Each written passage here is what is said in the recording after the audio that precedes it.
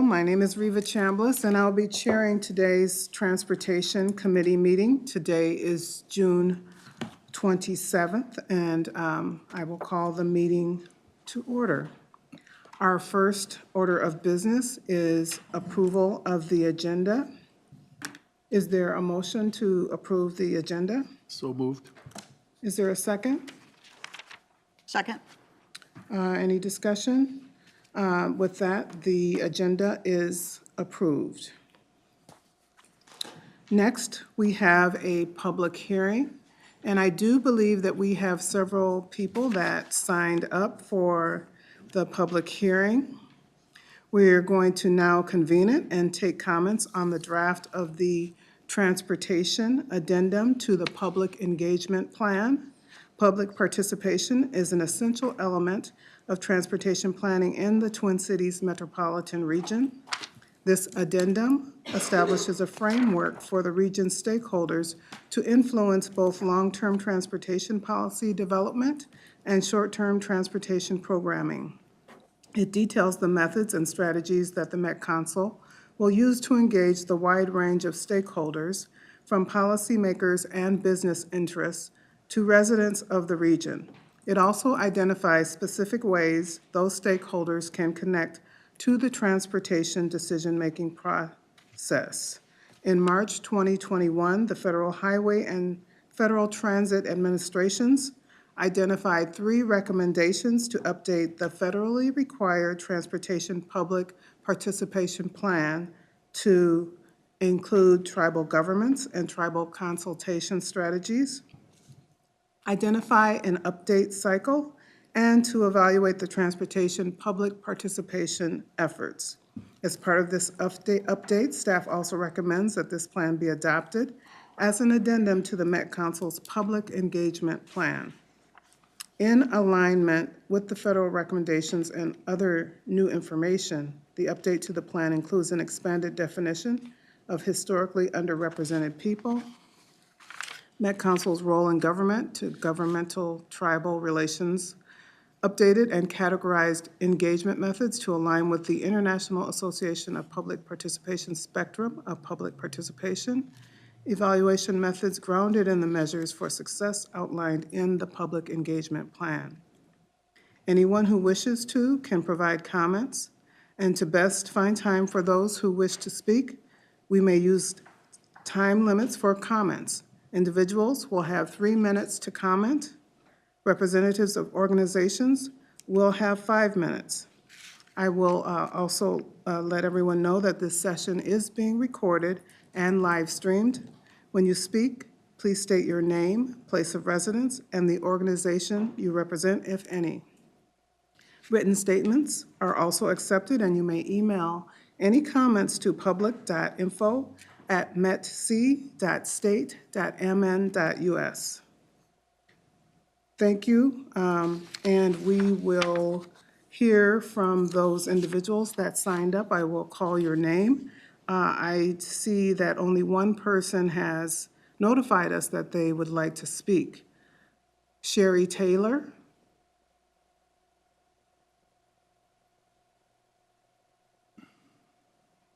Okay. I will go to Mark Hughes. Adriana Gerri. You may come up to the podium. Do any of these work? Okay, thank you. Good afternoon, council members. My name is Adriana Gerri. I live in Minneapolis, and I'm here today to comment on the transportation addendum to the council's public engagement plan. I represent Minnesota 350. I am an organizer there and the staff lead for our transit justice team.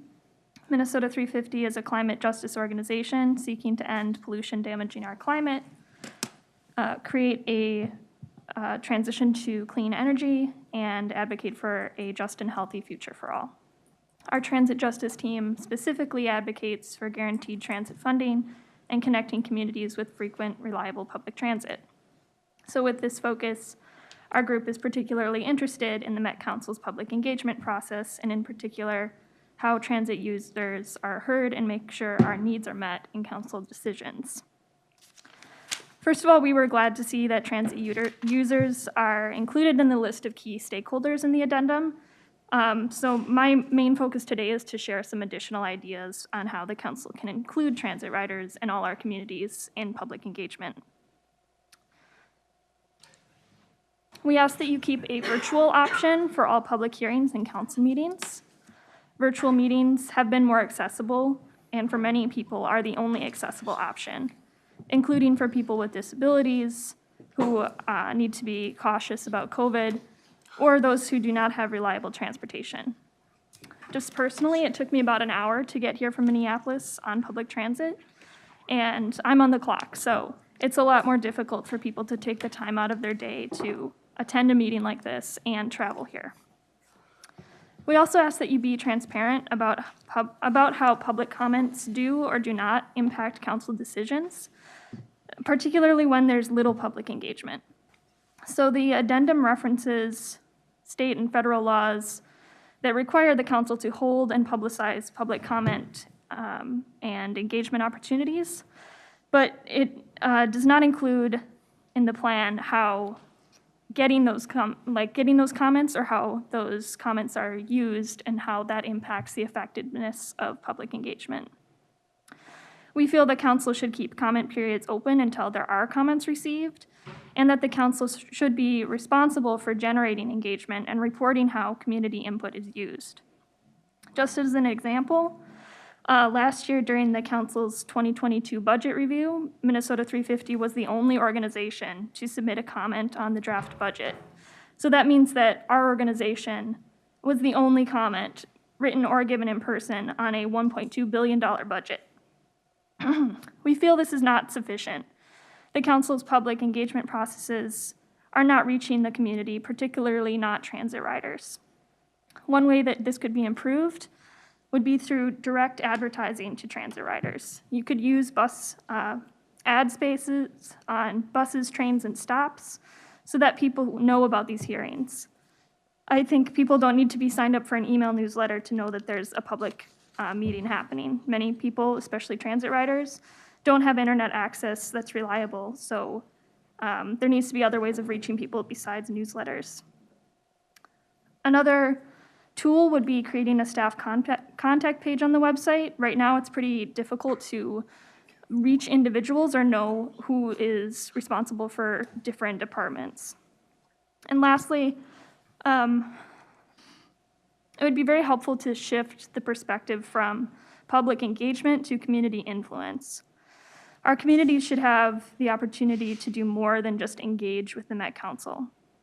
We should have influence on these decisions, which dramatically affect our daily lives. Again, with the example of the council's budget, we know that the council begins internal work on the budget months before it's ever out for public viewing. The opportunity for public comment comes very late in the process and too late for community to actually have influence on what's in it, even though it's our tax dollars, our water fees, and our transit fares that fund these operations. So what we're asking for is the council to shift its perspective towards including communities in decision-making, not just hearing comments. That's all for me, so thank you. Thank you.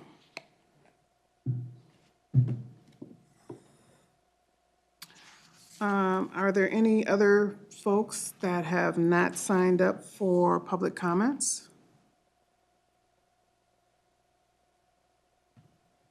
If not, the public hearing on the proposed 2040 Transportation Policy Plan Amendment will be closed. Thank you for attending and participating. Comments will be accepted through July 5th or July 11th, 5 p.m. for public comments, or you may write the council at 390 Robert Street North, St. Paul, Minnesota 55101. You can also email the council at public.info@metc.state.mn.us. Next, we have approval of June 13th, 2022 Transportation Committee minutes. Is there a motion to approve? I'll make a motion to approve the minutes. Okay, the motion has been made to approve the minutes. Is there a second? Second. Second by Mr. Gonzalez, and is there any discussion? That motion passes. Next, we have report or employee recognition by Metro Transit General Manager Koistra. Thank you, Madam Chair and members. I'll just remind you that it's been a long tradition of Metro Transit to recognize excellent work in one of the committee meetings of each month. We got away from that tradition during the COVID time when we were in virtual meetings, but we have brought it back, and this is that meeting of the month where we recognize great work that's going on. Today we're going to focus on work being done at South Garage. South is one of 5 garages, and our garages are truly the heartbeat of our system. They're truly what makes things work on the day-to-day service delivery, and it takes a tremendous amount of effort to keep those garages running well and running smoothly.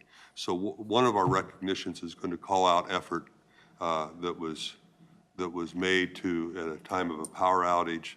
Another of our recognitions is going to be to an individual who's worked on an ongoing basis to keep the garage a welcoming place to be and work. So I think what I'm going to do is ask Mike Matteo, our facilities manager, to start with the first one, and then following Mike, Mary, if you can then provide your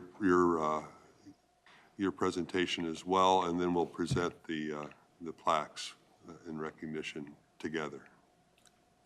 We do have one item of business. I just realized that I forgot to ask for all in favor for the minutes approval.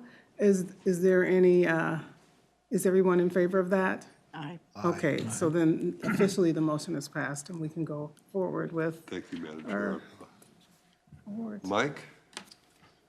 Good afternoon. Thank you so much for taking this time to speak with us today and take a moment to recognize some of our amazing staff members who are behind the scenes. So thank you, General Manager Koistra and Madam Chair, for this opportunity to introduce you to some of our team members. This is not quite everybody that was involved with this event, but this is a large majority of those people. And in just a brief history of what occurred on that day, we had what we consider to be a major power outage that occurred on about April 15th, which took our entire building out of power for the entire system, and quickly realized that without power, we would not be able to do the work that's necessary for us to provide transit services to that region. So we enacted almost immediately both a temporary and a permanent response to the issue that required a true team effort by several members of our department, who all jumped in with their own specific skill sets and helped address not only some temporary repairs that were able to be put in place within a matter of a few hours to get the building back on the temporary power, but within a few days, we're able to rectify the issue that was the root cause, identify that, get the parts necessary, and get those parts installed and get that system back online, and try to do everything we could to minimize outage to that building. You can tell from the power that we utilize for this meeting how critical that utility is for us to be able to do our work. And knowing that, this group of men behind me all dedicated their time, including coming in overnight during the middle of some colder temperatures that required them to not only get out of bed and put on their street clothes and get in their own personal vehicles to drive to the site, but do that not only once, but a few times for some of them, to be able to do everything from provide fuel for our temporary generator, to get parts, to keep the building operations running, and to do everything we could to minimize the impacts of that operation. So I'm very proud to be a member of this team, and I'm very proud of the men that I work with every day and the men and women I work with at Metro Transit. And this is just a short opportunity for us to recognize these individuals. So I'll call them by name with their name and their title and what they do. And then when we're done, we'll conclude. So with me today is Greg Casel, Building Maintenance Supervisor. Next to him is Rich Brown, our Master Electrician of our system. Next to him is Bob Picard, also Building Maintenance Supervisor. Next to him is John Miller, Journeyman Electrician. Next to John is Neb Fufa, a Building Maintenance person from South Garage. Next to him is Jim Davis, Journeyman Electrician, and as well as Mark Mackey, also Journeyman Electrician. And on the very end, Bob Little. And Bob, how many years of service have you been with us? 43 years. Wow. 43-year employee at Metro Transit. And these are people that literally, when we call them at 1, 2, 3 in the morning, they actually answer their phones, much to the chagrins of our wives or our spouses at times. But thanks to us, or thankful for us, they do answer those phones and they respond. So I just want to take a moment to thank all of them and have them be recognized by you and the committee members of what they do every day for us in a very selfless fashion, very dedicated fashion. So thank you, gentlemen.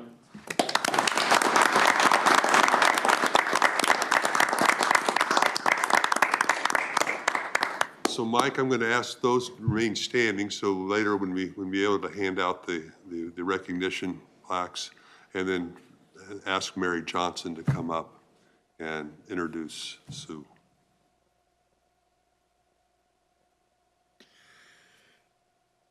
Madam Chair and the committee, I would like to introduce you to Sue Mitchell. Sue has been an operator at South Garage since her start in 2006, and this is the only garage she's ever driven out of. She had been working at HCMC as a nursing assistant prior to applying here. Sue had a desire to do something different and still wanted to work with the community and work with people. She had a couple of friends working here at Metro Transit, and they encouraged her to apply. Sue says that the probation period was very stressful for her because she'd never driven such a large vehicle before, and was stressful because she was getting used to working in a different environment. A coworker, Joy Fuller, now retired, befriended her and became a mentor to Sue. Joy also introduced Sue to gardening at work as a way of relieving stress. At that time, there were 2 large gardens, and Sue would weed them after work. She found it helpful, and soon it became a hobby of hers as she began tending the plants. After the flower gardens were rebuilt, she took over the pots and containers. She spent her own money making the garden looking good. A few years later, she was approached by facilities and maintenance at our garage, and they agreed to assist in buying supplies for her and would often accompany her to Bachman's to get the supplies. This past year, we also received a mini grant from the Fit for Life group to develop an area where they had been dumping snow during the winter. This is now an added beautiful space for people to sit, relax, and enjoy. Sue estimates she spent about 30 to 40 hours each year taking care of our gardens for us. So we just want to thank Sue for all of her work and acknowledge everything that she's done for Metro Transit on her own time.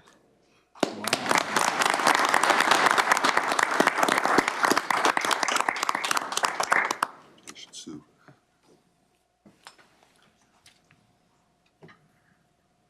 So maybe, Mike, you can have plaques. There might be more than here.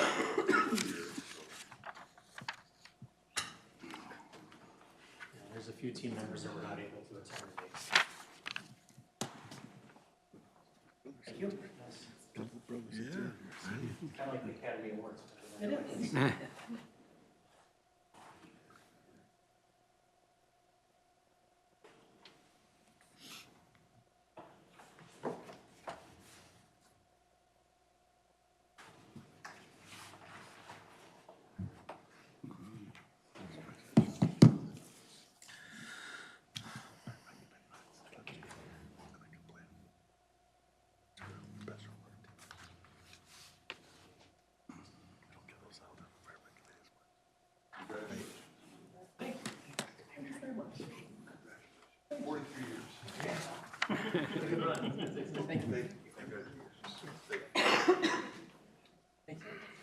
Thank you so much. Thank you.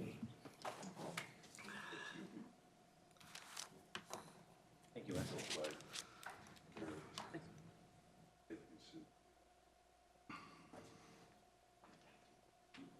Maybe one more applause. Can we do that, Chair?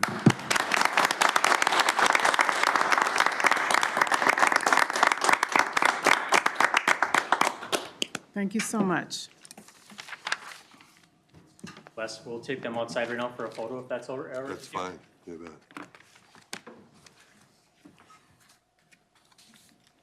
Okay, that was the best part of today's meeting. Next we have our reports. Our first report is from the Metropolitan Services Director, Charles. Thank you, Madam Chair. A couple updates for you tonight, council members. Some good news from the Transit Onboard Survey.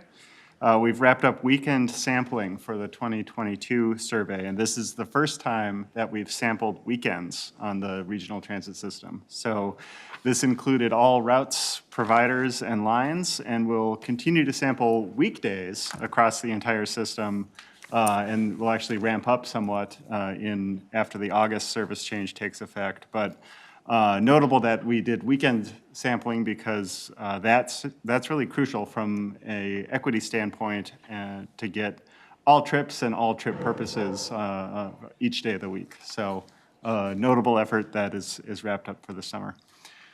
Second, council members, you may recall that committee meetings for Transportation Committee are held in St. Paul from January through June. And then it's been a number of years, but held in Minneapolis from July through December. And so we are out of practice with this because first there was construction at the Haywood office where the July through December meetings would have been held, and then the pandemic. So this will be the last committee meeting in this location until January, and instead we'll be in St. Paul. So Becky Gorell will actually be sending information about the logistics of that, because I think for this council, it may actually be the first time of having a transportation committee meeting in Minneapolis. It also means that our committee's recording secretary will change from Jenna Ernst to Becky Gorell. And if I may, Madam Chair, I just want to thank Jenna on the committee's behalf for the past 6 months of service to the committee, including notably managing the return to in-person meetings. So thank you. That concludes my report, Madam Chair. I'd be happy to answer any questions. Thank you. Are there any questions? Councilmember Cummings. Thank you, Madam Chair. Mr. Caufman, I'm just curious with the weekend survey, did you find surprises or things that you weren't expecting, or did it kind of fall into a pattern that you thought you might see? Yeah, Madam Chair, Councilmember Cummings, so we finished collecting the data, and now we'll begin a fairly lengthy process of analyzing the data, and really look forward to sharing those results in the future. Thank you. Thank you. Any other questions? Thanks for that presentation. General Manager Koistra. Great, thank you, Madam Chair and members. Last week was the Metro Transit Bus Rodeo. It culminated on Saturday, where the finalists competed. I want to thank you. I want to give a thank you to the council members Cummings and Council Member Sterner, as well as Council Member Wolf, for attending and competing in this celebrity competition. Mary Bogie, Regional Administrator, also attended and competed, so we really appreciate that. As far as the bus operator winners, we had, for first place, it was Ken Schmall from East Metro. Second place was Anton Pearson, also from East Metro. Third place was Michael Goyne from Nicollet. And the Rookie of the Year was Jesus Lamas Gutierrez from Haywood. So the first place winner will move on to the international competition, which, by the way, we are hosting next year. So he gets an all expenses paid trip to the Twin Cities. So I guess that works. I just wanted to mention what a huge undertaking this is, and recognize all the staff who've worked for weeks behind this effort. We had a beautiful day. It was a great break from what's been a very difficult 2 years for transit and our communities, for that matter. And so it was a beautiful day. We had threatening rain, but it didn't show up. We ended up with clouds and cool weather, and it was a perfect day for it. I want to mention some names of people who are behind the planning and the execution: Amina Wolf and Steve McLaird from Bus Transportation Admin, Annette Hammerland, Bus Safety Manager and Bus Safety Specialist, Anna Penland and Al Sessler, Assistant Transportation Managers, John Zapata and Maria Olson, Facilities Maintenance, Emily Bullenson, and the South Garage Maintenance that supplied the buses for competition and support activities. I also want to mention that we got a lot of nice advance press on this event. You may have heard Amina Wolf speaking on radio and television and other media opportunities. She did a wonderful job, and I want to thank Laura Bannon for her work from the communications office of putting that together. So it was truly a great event and a welcome break from all else that we've been doing over the last couple of years. I also want to mention that we have a new live chat feature on the Transit Information at the Transit Information Center. Last week, Metro Transit's Information Center began to roll this feature out. Customers can initiate a live chat by clicking on the words "Need Help," and which are now at the bottom of every metrotransit.org page. Clicking the Need Help button will bring a live chat window connecting the customer to a transit information representative. The chat hours are the same as the Transit Information Center hours, and all reps are trained to assist customers through this new feature. People who prefer to call or text can still have that option. Live chat is just one more way that they can communicate with the Transit Information Center. And I want to thank the Transit Information Center team for all their work in implementing the new feature. So that is my report, Madam Chair. If there are any questions, I'm available. Thank you. Any questions? Councilmember Cummings. Thank you, Madam Chair. A couple. First of all, a comment. The bus rodeo was so much fun. You absolutely have an opportunity to do it. It's just a hoot, but really gives you a new appreciation for how challenging an operator has to go through. I mean, it's just amazing. They're big, big, big vehicles, and then you have so much, and we're on a closed course with nothing interfering, and someone coaching us saying, okay, now turn the wheel a little bit more. I mean, it's amazing. But I think that, and thank you to the staff who put this event together, because it was a wonderful event. It was just wonderful and huge undertaking to organize. But I think it also gave me a new appreciation as a car driver. When I see those buses, I have much more respect for being cautious about driving near and around and in front of and behind. It really opens your eyes to many things. It was just a really great event. I don't believe you told us who the celebrity winners were. Well, Madam Chair, the celebrity event was wrought with controversy. The original announced winners were not the true winners. We discovered that some participants had prior bus operation experience. There was inconsistency in the scoring, so I'm declaring everyone a winner on that.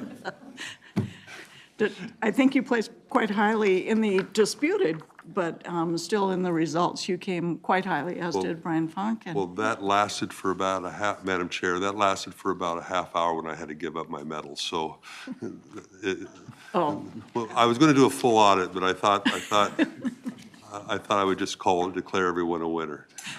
Madam Chair, if I could just mention that because I don't think I did. It was a competitive crew? It was a competitive crew. It was truly a competitive crew.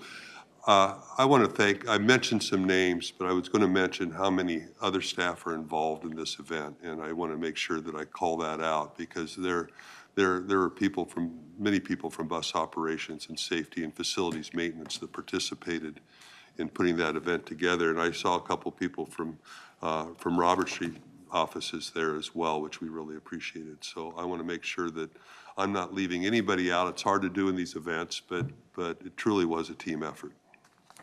Well, thanks everyone for participating, and a team activity such as that in times like we've had is so important. So thank you for that report and everyone's participation. Next on our reports, we have Mr. Dugan of the Transportation Advisory Board. Thank you, Madam. Thank you, Madam Vice Chair. Good afternoon, everyone, honorable committee members, Executive Director Carlson, General Manager Koistra. I see Mr. Funk, Chief Operating Officer in the audience, and Deputy General Manager Thompson. I see you out there. And Jenna, thank you for everything. I'm glad I'll get to see you at TAB. You're always amazing. Okay, what I'm going to do, as you know, Elaine Kasoukalis sends you a summary of the TAB, and I'm going to add some comments that, some different highlights from the verbal presentations that don't make it into all the minutes, obviously for succinctness. In regard to MnDOT, the Corridors of Commerce still needs an additional $100 million from the legislature. In addition, as you saw, the IIJA funds were not released, and that's substantial because there's a 10 to 20% match. From MPCA, what is new is the heavy-duty diesel conversions now include both public and private vehicles.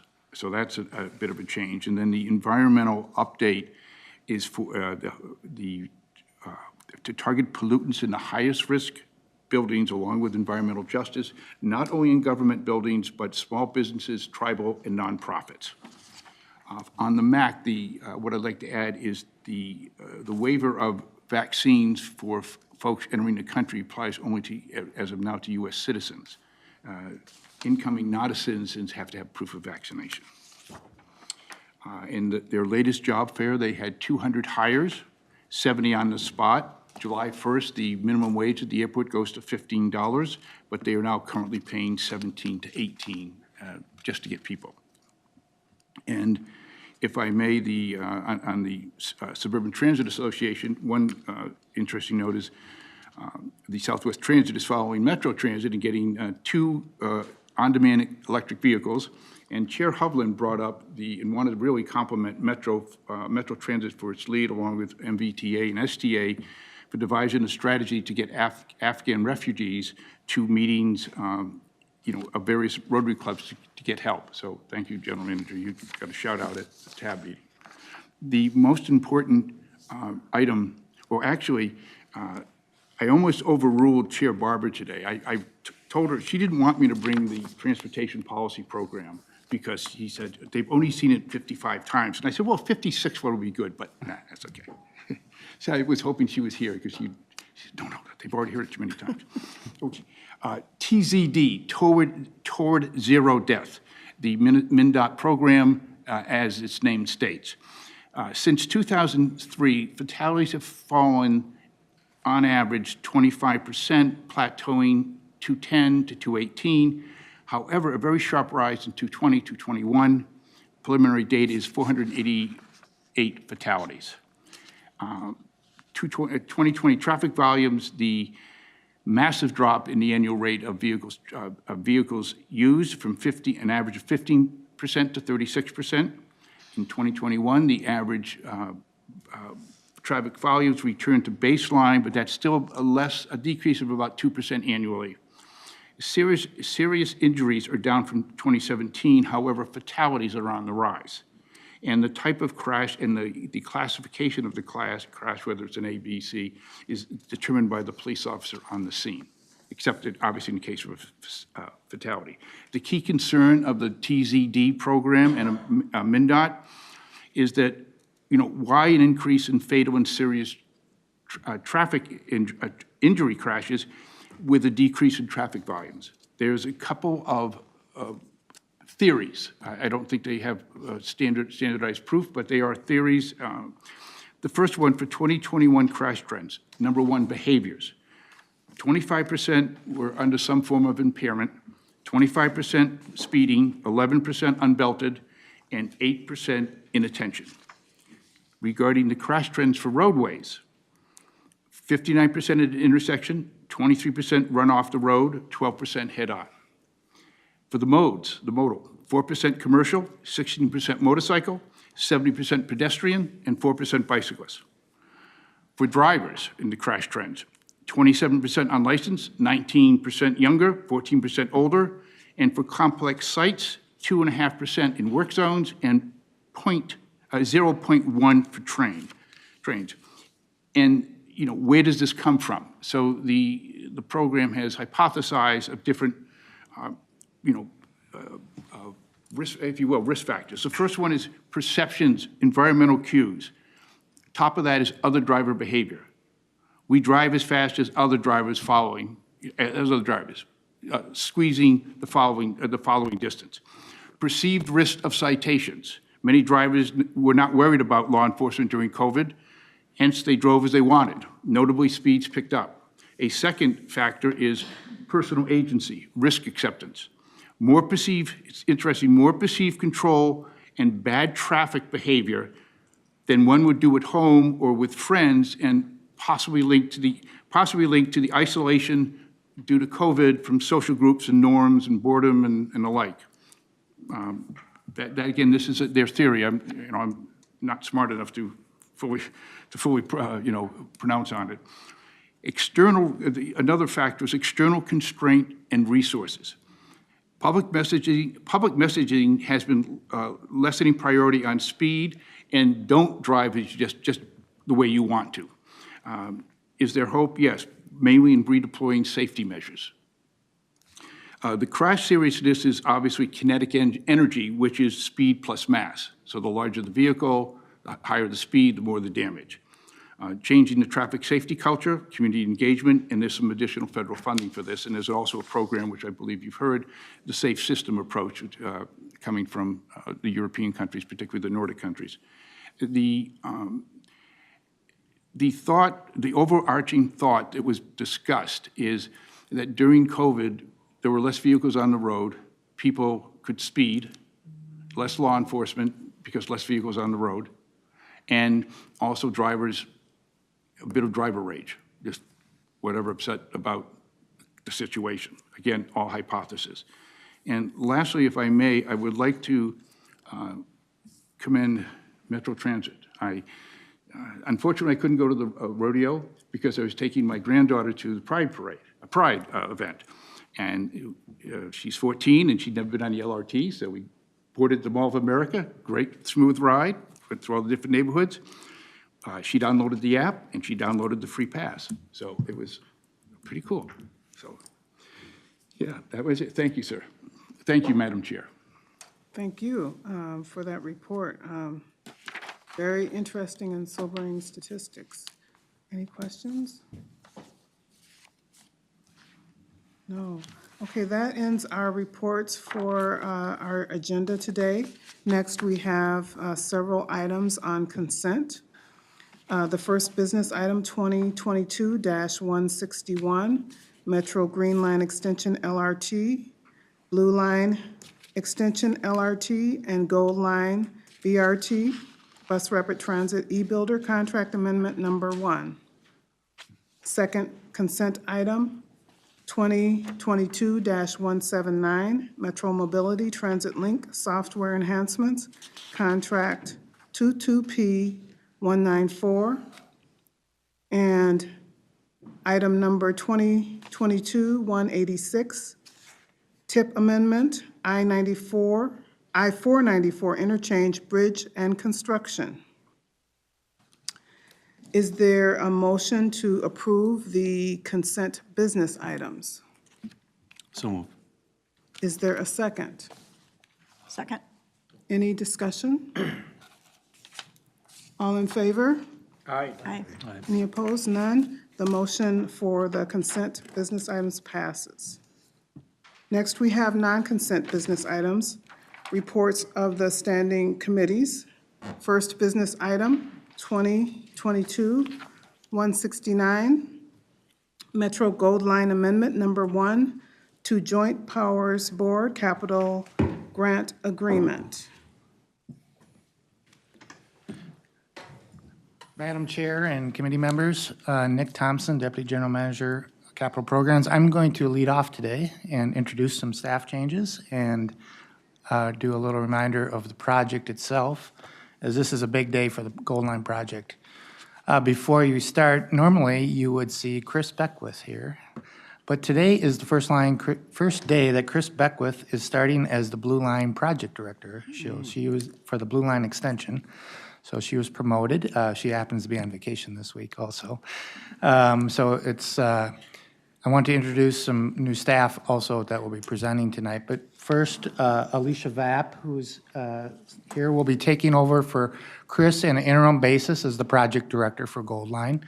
So you may see her before this committee as we have business items in the next few months. And Steve Barrett is our construction manager, who I believe this is his first business item they'll be presenting, as Steve brings a long history of construction management previously with MnDOT, and we are fortunate to have Steve leading the Gold Line construction phase. This is the largest construction project in the state of Minnesota this year that will be going out under new contracts. So Steve's experience in construction management will be great to this project, and I wanted to introduce him to this committee as he will be presenting the construction business item. So,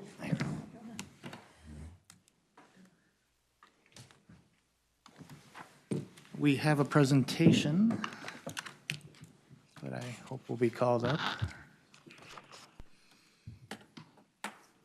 Okay, while we're waiting for that to come up, congratulations, Chris, and welcome, Steve. looks like we've got it up.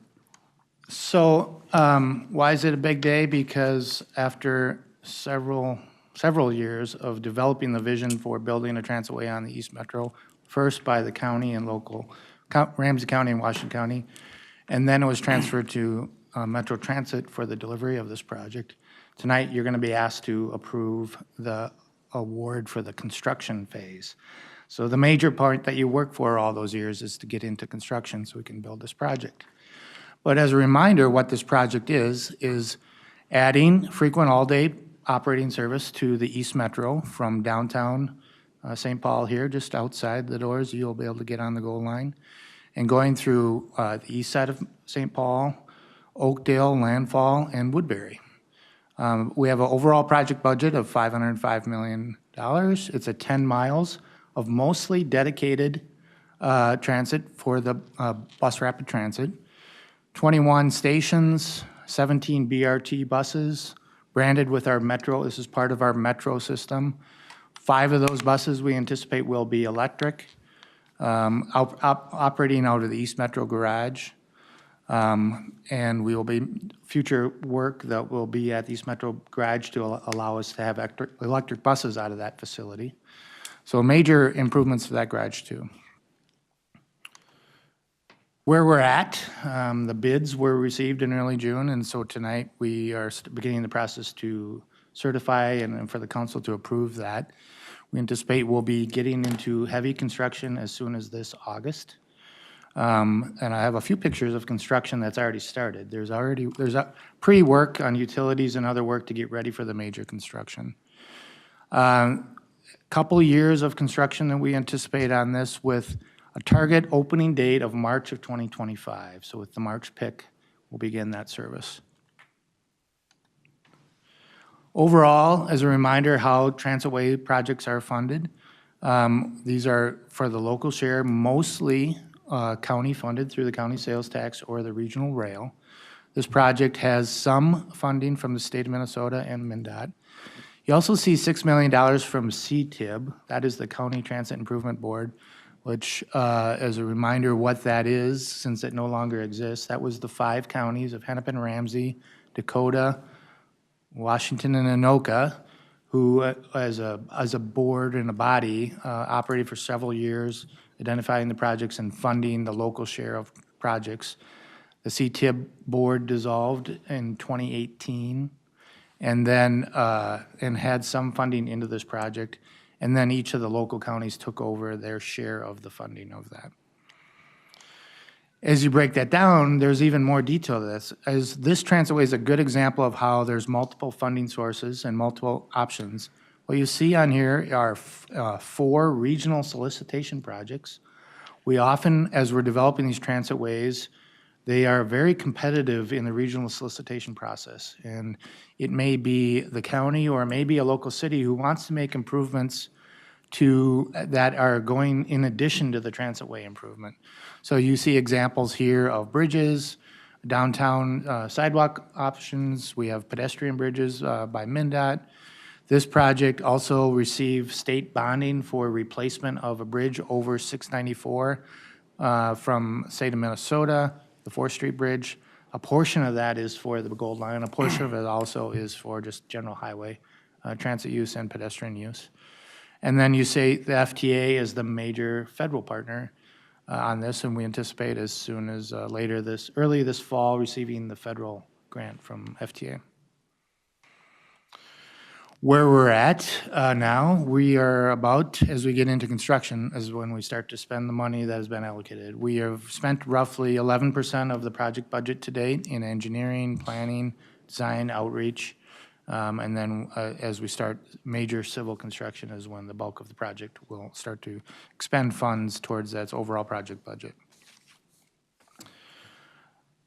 The last time we were before this committee, before this committee to give you an annual update or a regular update, we've completed design of the project. We've already began acquisition of properties. We have several properties, and I'll go through where we're at with those. Our transitway projects require a lot of right-of-way and individual parcels.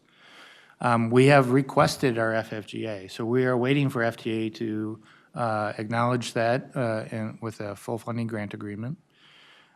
We've issued bids, which is before you tonight for approval. In advance of receiving the federal FFGA, we asked for letter of no prejudice from FTA that would allow us to start to spend local dollars that can be reimbursed through the federal FFGA grant. And that's very common on these transitways, that we want to get started often before the full grant has arrived, but we want what the work we've done to be covered by federal funding. The utility relocation and the bids that I mentioned. So if you were to go out there today somewhere along the corridor, you will see work. Here's a couple pictures from the field, relocating fiber and other utilities that need to be relocated. You know, a big portion of this project is right along the I-94 corridor. There's a major IT fiber optics there that needed to be relocated. And MnDOT has a lot of infrastructure here that had to be relocated also. And we want to do that before the civil contractor gets on board, because that's often a major impediment to construction that we want to get out of the way to make it easier. In terms of right-of-way, nearly 2/3 of the property has been acquired, fully acquired. We are fully on schedule. The right-of-way, we do not anticipate will be any issue to being in the way of our construction schedule. And so everything's going pretty smoothly with our right-of-way.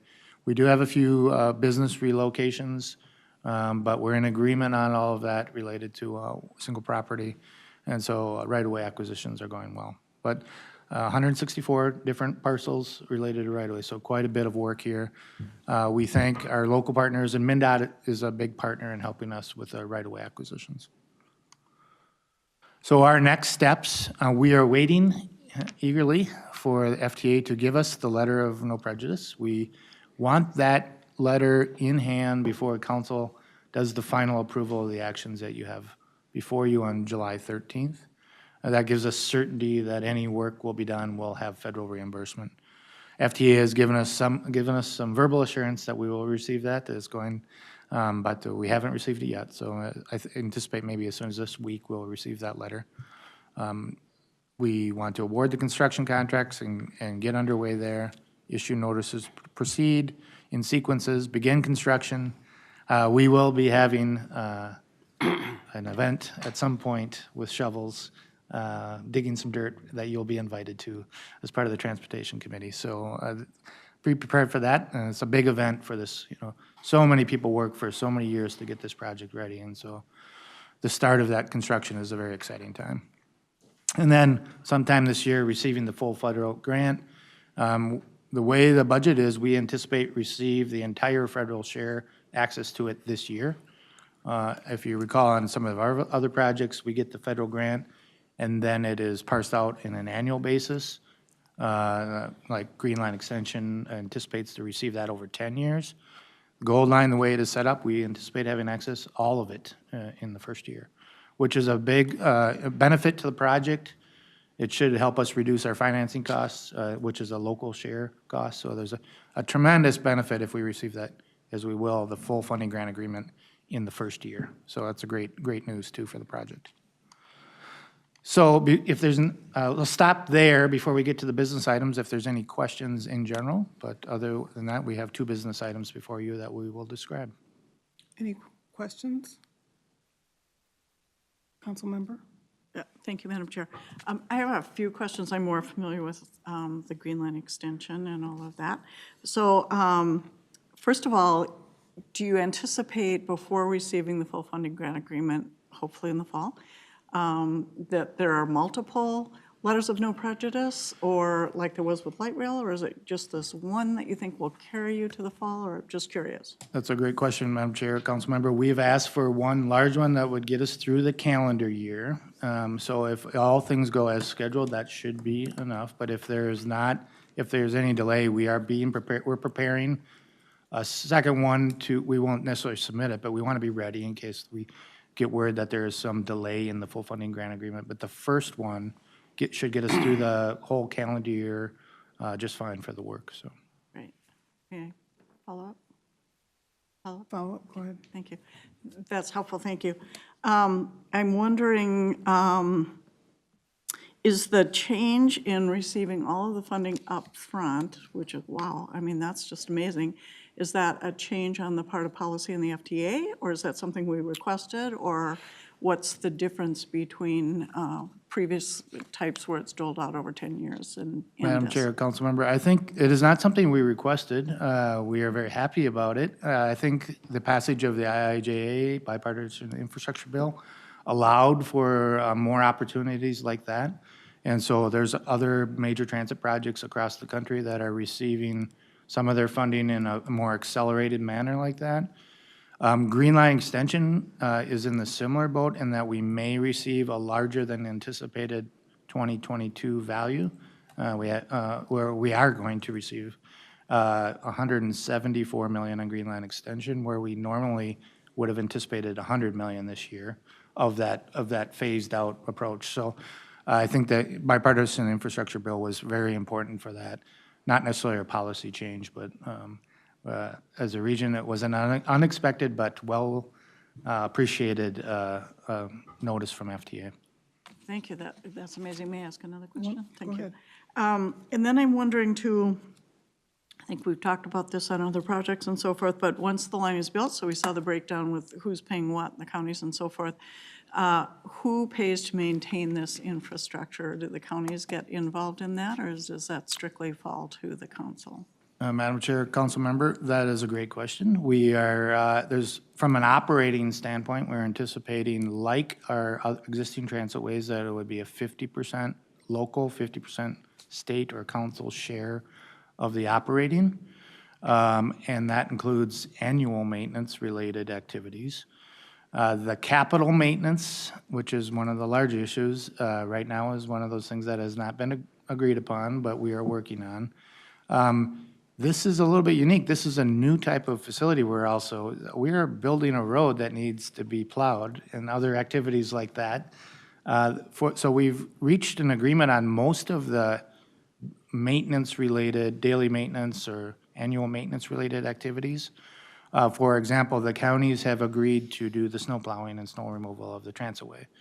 And we have different entities maintaining bridges and striping and signals. So it's very complex. There's each county, the cities, the state of Minnesota through MnDOT and us, we have different responsibilities in the routine maintenance, I would say, of the facility. That's a little bit unique compared to what we've used to on like light rail. But I think the capital maintenance, which is the long-term, like when a bridge needs to be replaced, or that is remains a long-term issue for us, and that we have to continue to work out with our local partners. May I make a comment on that? Go ahead. Thank you for that. That's really helpful. I think, we've had discussions here as a body that those are important details to Right. have worked out before we plunge in. So hopefully, these are altering not just for our communities, but for the whole region, and they're really, really important. And this was a really exciting day, and it's really an exciting step. And the fact that the money comes up front, that's got to be a huge benefit as far as funding goes and savings goes. So that's terrific. And then I'm just curious, how many bids were expected, or am I jumping the gun here on that? Madam Chair, we received 3 bids, and Steve can go into detail, but we are very pleased with the number of bids that we received for a project of this scale from the contractor. There's a limited number of contractors that can do a project of this scale. Right. So we had a very competitive bidding environment, which was very important to this project. Okay. Thank you. That's all I have. Thank you.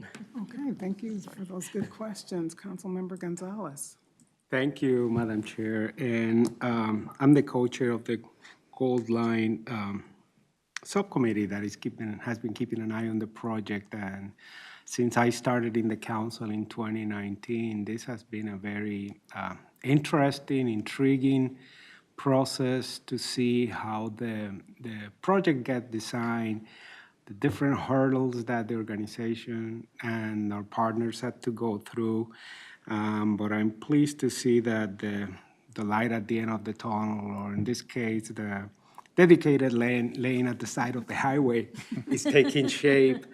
And it's just amazing the many things that this project had to go through. The COVID pandemic, the change in administration that may or may not have been more supportive of transit. I was just waiting for that locust plague to hit us too. But through all of that, our staff and our partners had been dedicated and steadfast in this project. I had the opportunity to speak with the mayor of Woodbury and council members from Washington Council, county commissioners, I should say, about their support for the project and how excited they are about this finally getting done and providing a transit alternative that is sorely missing in my area in Washington County. And I just have a request to make. When are we going to have an extension to 80th Street in Cottage Grove? Because that's where I live. And if we can have a bus stop there, that would be great. But thank you and appreciate all your hard work. Madam Chair, Councilmember, thank you for that. I mean, our local partners have been fantastic, and we can't call them out enough on this. They've been supportive financially, and I'm not sure about the bus stop there at 8th, but I will, just to clarify, you mentioned a light at the end of the tunnel. There are no tunnels on this project for those that have been involved in Green Line extensions, so no tunnels, no freight railroads that we're dealing with, so it should go pretty smoothly, so. Thank you. Thank you. Any other questions, comments? Over to Robin. Thank you, Madam Chair and committee members. I'm Robin Caufman. I'm the Director of Administration for Capital Projects, and I've got the first business item here. I'm going to be presenting item 2022-169 for the Metro Gold Line Amendment to the Joint Powers Board Capital Grant Agreement Number 1, Contract 21I042. So just for some background, there have been 2 capital grant agreements with the Joint Powers Board, which is made up of both Washington and Ramsey counties. And if you recall from slides 5 and 6 that Nick just presented, it showed that there was roughly $240 million from those 2 counties dedicated to this project. So the first capital grant agreement was for 2020 to 2022, and that was roughly $75 million. And of that, roughly $62 million has been dispersed to the council, but then we'd only spent about $31 million of that money. And it also expired on at the end of February 2022. So we executed a second capital grant agreement earlier this year, and that was for 2022 through 2026, and that was in the amount of roughly $165 million. So the action that's going to be before this committee today is twofold. First, I know there's a lot of numbers, but if you've done the math, that means that there is excess funds left over from the first capital grant agreement that we had received, but we hadn't expended. So the first is going to be to refund those funds to the Joint Powers Board. And then second is to amend the second and currently active capital grant agreement to increase the amount so that we bring ourselves back up to that full $240 million. The capital grant agreement also establishes a framework for how we are going to work together and deliver the Gold Line and this amendment. And then as it mentioned, it makes it whole to that full roughly $240 million. This amendment does not change the total amount of funding that the Joint Powers Board is committing to the project, and that funding has also already been authorized in the capital budget earlier this year. So with that, we are requesting that the council authorize the regional administrator to negotiate and execute amendment number 1 to the Metro Gold Line Bus Rapid Transit Capital Grant Agreement with the Gold Line Joint Powers Board, increasing the total grant amount to be received by the council for the Metro Gold Line BRT project in amount not to exceed $195,915,033 to equal the county's total project share of $240,167,103. That's step one. And then the second is to refund the excess funds received from the Gold Line Joint Powers Board for the Gold Line Capital Grant Agreement. The first one of $30,897,015 back to the Gold Line JPB to be available for the Metro Gold Line Capital Grant Agreement 21I042. That was a lot of numbers. So I hope you all followed through and could read along the line. So that, Madam Chair, is the request. Thank you, Chris. With that, I will ask the committee to accept the amendment for 2022-169, number 1, to Joint Powers Board Capital Grant Agreement, steps 1 and step 2. Is there a second? Pardon? I'm sorry, is there a motion? So moved. Is there a second? Second. Any discussion? All in favor? Aye. Aye. Any opposed? None. So the motion passes. Thank you, Madam Chair, and I'm going to hand it over to Steve Barrett, who's going to present the construction contract. Good afternoon, Madam Chair and committee members. I'll be presenting business item 2022-171 for the Gold Line Civil Construction Contract, which is contract number 21P320. So most of the construction work for the Gold Line will be completed as part of this contract, which includes the guideway, utilities, bridges, the park and rides, and stations. We do anticipate the work to begin in August of 2022 under a letter of no prejudice, also known as an LONP from the FTA. This contract was competitively bid. We put out the invitation for bids on March 10th of 2022. We did have a pre-bid meeting on March 31st, and there was a lot of interest from the contracting community on this project. We had 155 plan holders. 13 of them identified themselves as prime bidders, and 52 plan holders identified as women, minority, veteran, or disadvantaged business enterprises. In the end, the council received 3 bids, ranging from just under $248 million to just over $310 million. Ames Construction submitted the low, responsive, and responsible bid. Local funding is fully provided through the executed capital grant agreement with the Washington and Ramsey County Gold Line Joint Powers Board and incorporated into the council's authorized capital budget. The contract had a 17% DBE goal. OEEO has determined that the recommended proposer has met the council's DBE contract requirements for the project. Therefore, Ames Construction is being recommended for the award. We're requesting that the Metropolitan Council, the council authorize the regional administrator to execute contract 21P320 with Ames Construction for civil construction of the Metro Gold Line Bus Rapid Transit Project in an amount not to exceed $247,954,229.63, contingent upon receipt of the letter of no prejudice from the Federal Transit Administration and approval of the LONP work from the Gold Line Joint Powers Board. Thank you, Steve.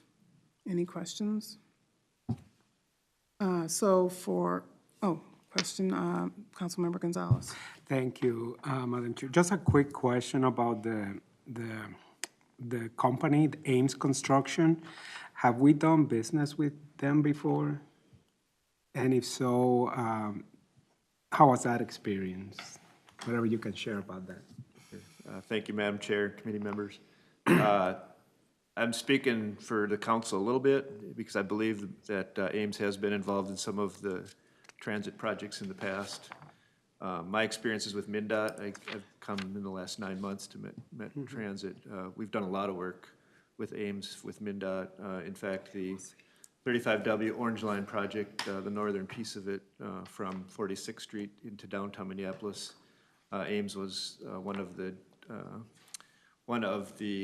contractors, the prime contractors on that project. Okay. No concerns or? No, I'm happy with the result. I think they're a good contractor to work with. Thank you very much. Any other questions? Seeing none, is there a motion to accept 2022-171 contract award for civil construction, 21P320? So moved. Is there a second? Seconded by Sterner. Any discussion? All in favor? Aye. Aye. Motion passes. Okay.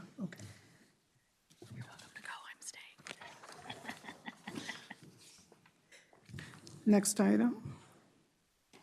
I do not have a presentation, Madam Chair and committee members.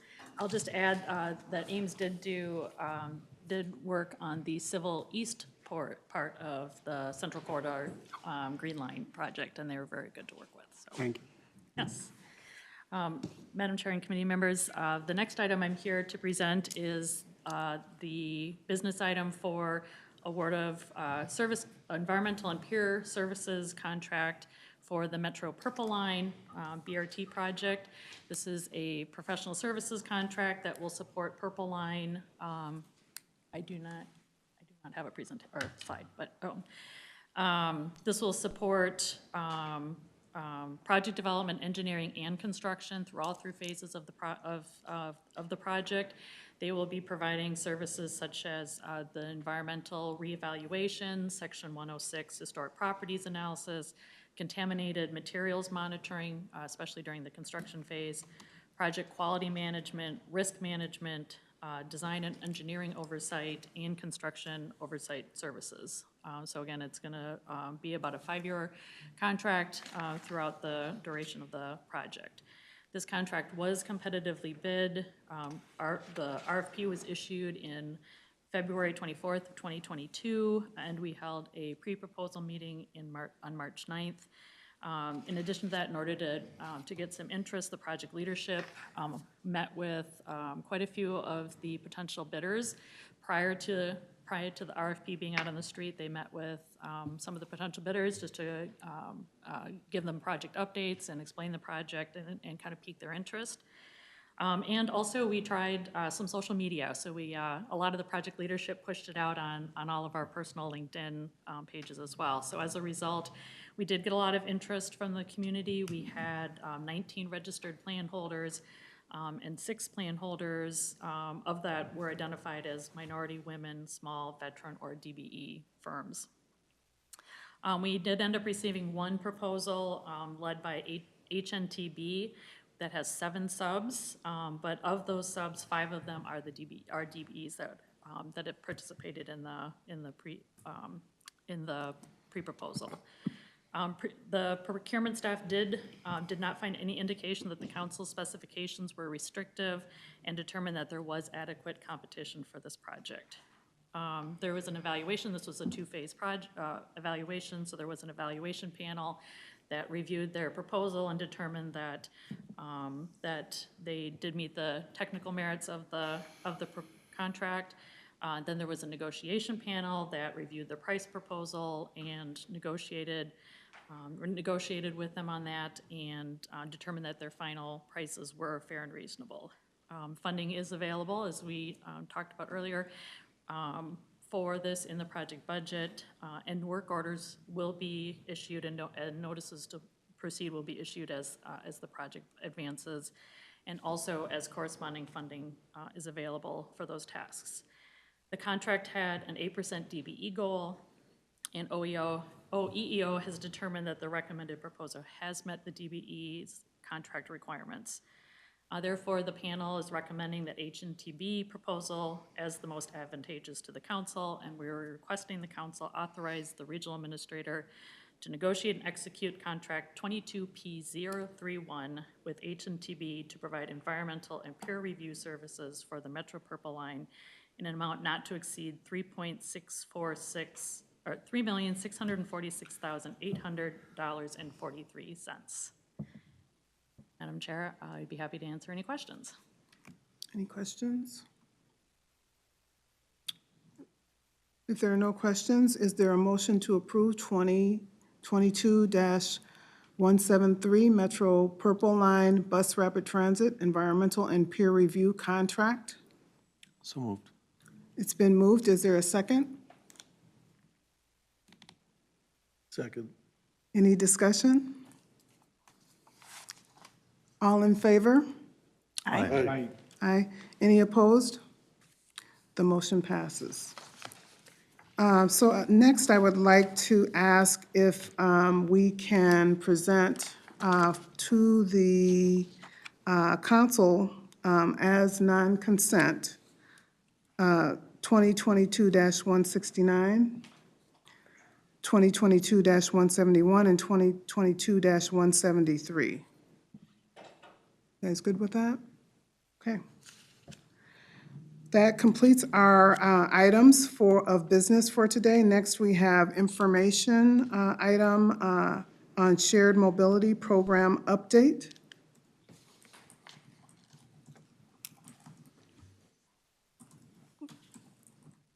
Good afternoon, Madam Chair. Thank you, and council members. My name is Meredith Klikotka. I'm the Shared Mobility Program Manager for Metro Transit. So I'm here tonight to give you an update on the Shared Mobility Program overall at Metro Transit. And then I'm going to talk specifically about two projects that you might hear about in the coming months. One is the North Minneapolis Microtransit Pilot, and the second is the Mobility Hub Planning Guide Summary that we have recently published on Met Council's website. And then I'll touch briefly on Metro Transit's role in mobility hubs and what we're thinking about for the future. So just a brief overview. My role at Metro Transit has been to provide some strategic planning and piloting around how we integrate with multimodal services. So for those of you familiar or not familiar with shared mobility is essentially transportation services that are shared amongst users. So that can include actually transit, but it tends to include things like bike share or car share, those kinds of systems. So one of the first things that we did about 3 years ago was work on what are our priorities at Metro Transit for integrating shared mobility into our system. And so the 7 items, these 7 first moves that you see up on the screen here, were kind of us establishing our priorities for what we're going to work on over the next couple years.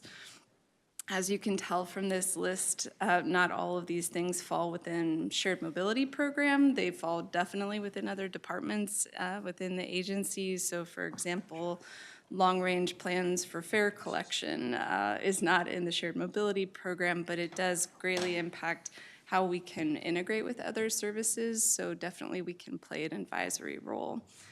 So the main 2 projects that we've been working on kind of out of this list within the program are the microtransit pilot and then investments in mobility hubs. Recently, we've been thinking about how all of the work in shared mobility falls into different departments, and so that is the program areas that you see here. I would say that there are probably 30 to 40 individuals across Metro Transit and MTS that are working on different pieces of this, so it definitely doesn't live in one program.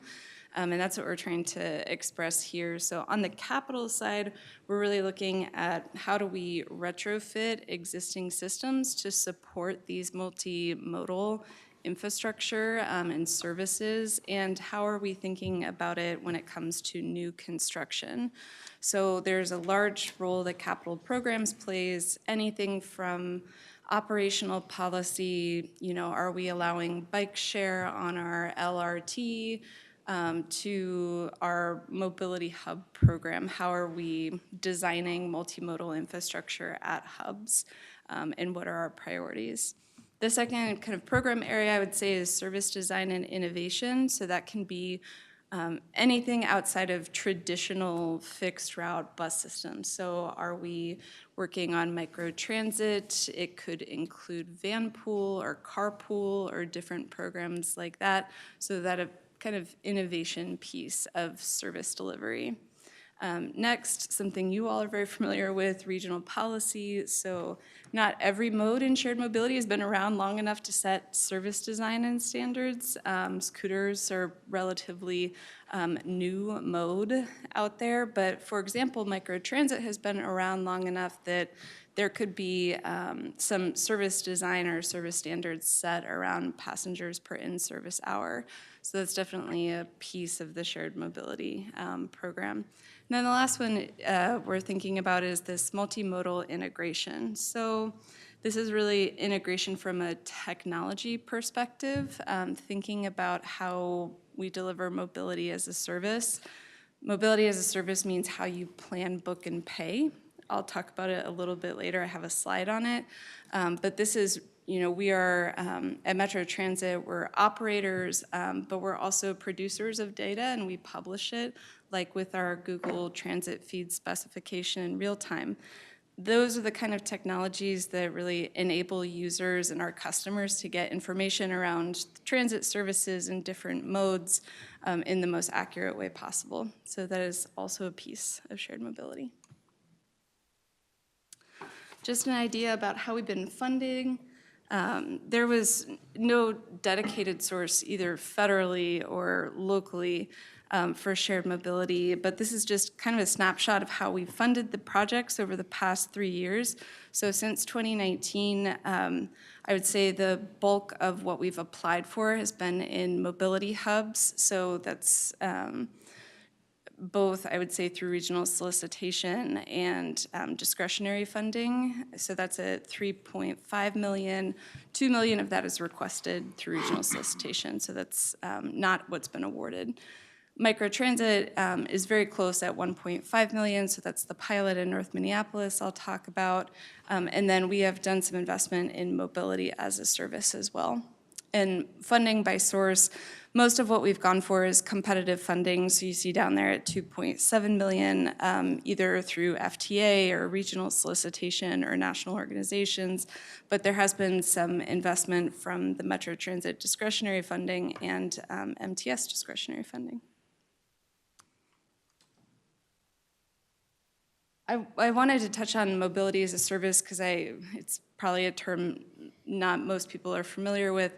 It is essentially thinking about the customer experience when it comes to transit and transportation technology. So the way that we say in the field, how people plan and book and pay for transit seamlessly, whether that's through electronics or hardware at the train station or whatever it may be. That is kind of the concept around mobility as a service. So like I said, Metro Transit plays a role because we provide standardized formats for our data processing. We can open up our ticket to third-party vendors, so if people want to pay for their transit ticket through Google or through Transit app, these different sources, publishing that is an important role of what we have to invest in. And thinking towards the future, we're looking at bundling information and resources to make non-single occupancy vehicle choices easier. So that could mean anything from bundling tickets with bike share, for example, doing day passes, or it can be more on the education side of things, like around TDM and travel demand management. So with that, I will pivot to one of our big projects right now that you should hear about and that we'll be launching in the fall. So Metro Transit Micro is the first microtransit pilot that we are running. This is a joint project with MTS and Metro Transit. If you're not familiar with microtransit as a service, it is essentially demand responsive transit, and you can request the vehicles from your mobile app. They tend to be shared trips. You can either get picked up exactly where you are, or you might walk towards the end of the block to meet the vehicle because it optimizes routes. But essentially everything is dynamically generated. It doesn't run on kind of a fixed schedule like traditional bus routes do. The technology, the one thing that is consistent across the industry is the technology is always privately managed. And the trips tend to be multi-passenger. So we will, and smaller vehicles too. So it's not the 40-foot buses that you traditionally see. So they can be anything from 4-passenger vehicles to, 12-passenger shorter buses. On the North Minneapolis pilot project boundaries, this is a pretty small service area, actually, for a microtransit pilot. We are looking at 2.5 square miles. Some of the boundaries might change just a little bit as we get into service launch, and if it demonstrates that we have some added capacity based on travel times for the users. But essentially, it's been designed around some specific needs based on engagement through Blue Line extension and C and D lines. That's happened over the past couple years. We also know this area has retained a lot of the transit ridership through COVID, so it was a really important piece of selecting North Minneapolis for the pilot area. Some of the details of the service have changed since I've presented here last. So we are looking at a corner-to-corner service, meaning that you might meet the vehicle partway, down the street, or it really works to optimize which route it goes on. So you might have to walk a little bit from your origin or destination. That is not finalized yet. We are looking at both options. We have our vendor on board, our software vendor, that I will talk about, but that should be finalized probably in the next few weeks.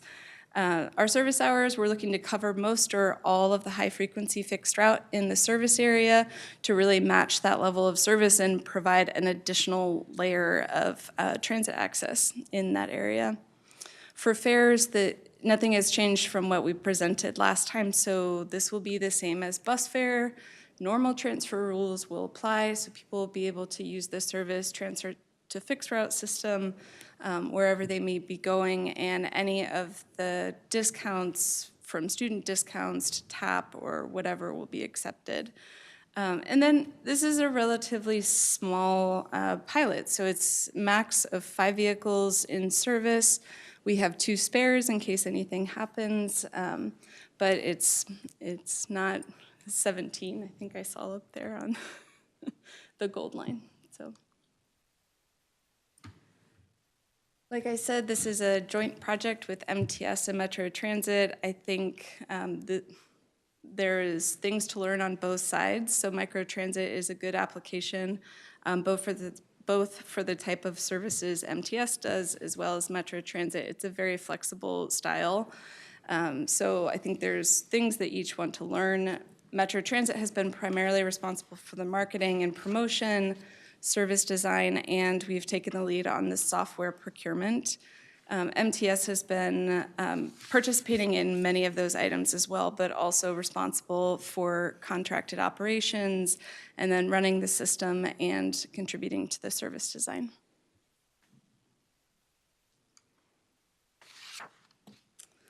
The most updated timeline, we are looking to launch Saturday, September 10th, 2022, hopefully at open streets along Broadway to be able to really showcase it to the community and get the service out there and running. We have already begun public education and in-reach to staff at the garages. So that happened about mid-May and will continue through to September. In mid-July, we're going to have the software provider on site doing trainings for customer information and anybody who's working with the software as a service to begin their training. And then you'll see a campaign, a marketing campaign beginning kind of late August, about 2 weeks before service.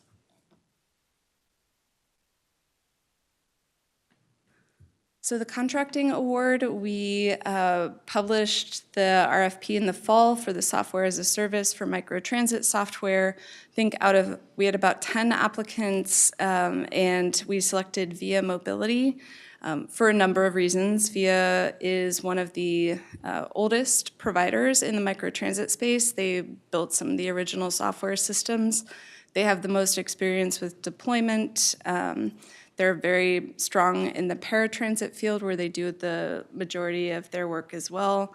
And they actually have the added benefit of they can be both operators and software providers. So they do run vehicles and have drivers on staff as well. And on the operations side, the operations contract will be through Transit Team. So a lot of experience in the Twin Cities region.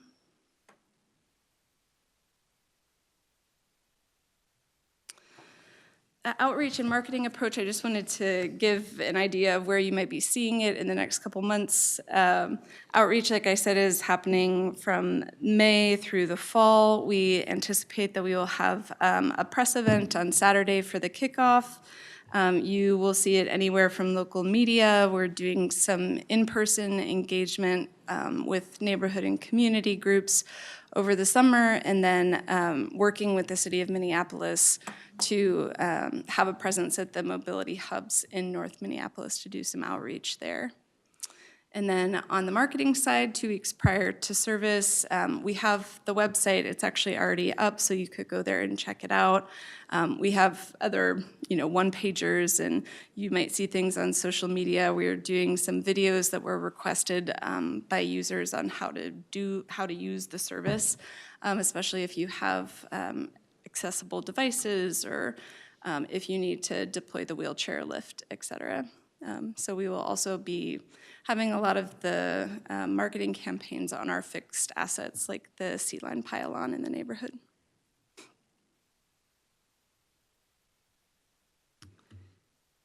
And the last project, Mobility Hub Planning Guide and Implementation Guidebook. This is, again, a joint project with MTS that we've been working with their staff on over the past year and a half. Mobility hubs, just to define it, are places where people can connect with multiple modes in a safe, accessible, and comfortable environment. So there was an identified need through the Shared Mobility Collaborative to set some regional hubs, regionally significant hubs. How do we define hubs locally, and how do we assist practitioners in implementing them, in funding them, in planning and design? So that is what the guidebook is intended to do. In the guidebook, you will find a kind of comprehensive resource. We split it into 3 different modules, essentially planning, design, and implementation. So wherever you are as a practitioner in the hub process, you can just jump to that section. You don't have to read through everything.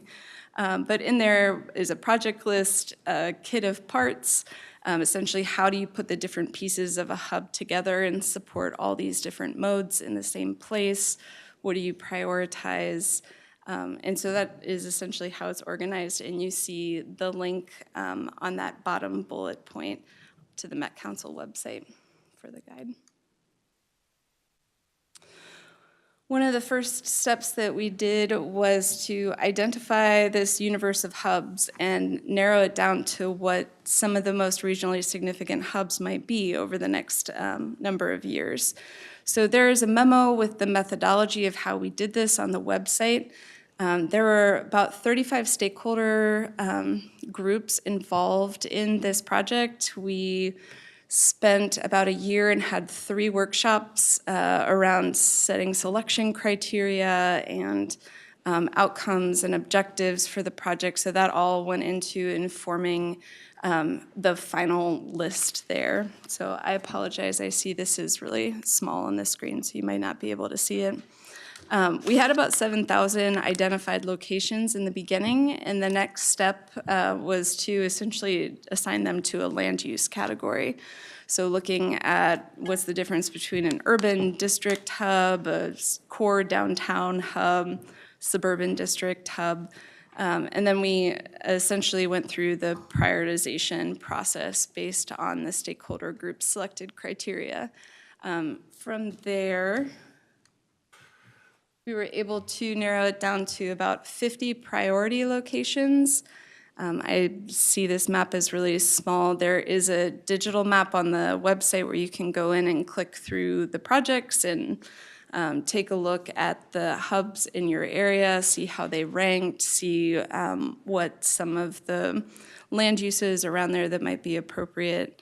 And there are, I should say, about 400 potential hub locations for practitioners to look at as they take this product back and kind of work through their team and, you know, ground truth this with their communities to make sure that this is appropriate. But those 50 priority locations are kind of the top tier projects that scored the best. To jump into the modules, this was the first one on planning. We just asked essentially 8 structural questions that practitioners might ask when developing or designing these hubs. The picture that you see to the right there is essentially a modal priority. So, you know, making sure that what is your highest priority in the physical space and does the design reflect it? So just making sure the values are reflected in the infrastructure as you go through planning. The second module deals with the design of mobility hubs. These are 4 project areas that can be included in all mobility hubs. You can pick and choose from them. Obviously, there's the actual mobility elements, so bike share, car share. What is the appropriate land use for each of them? What is the range for each of the modes? So what is the average trip in a bike share system versus a scooter system, et cetera? All of that information is in there for people to be able to use to inform their planning.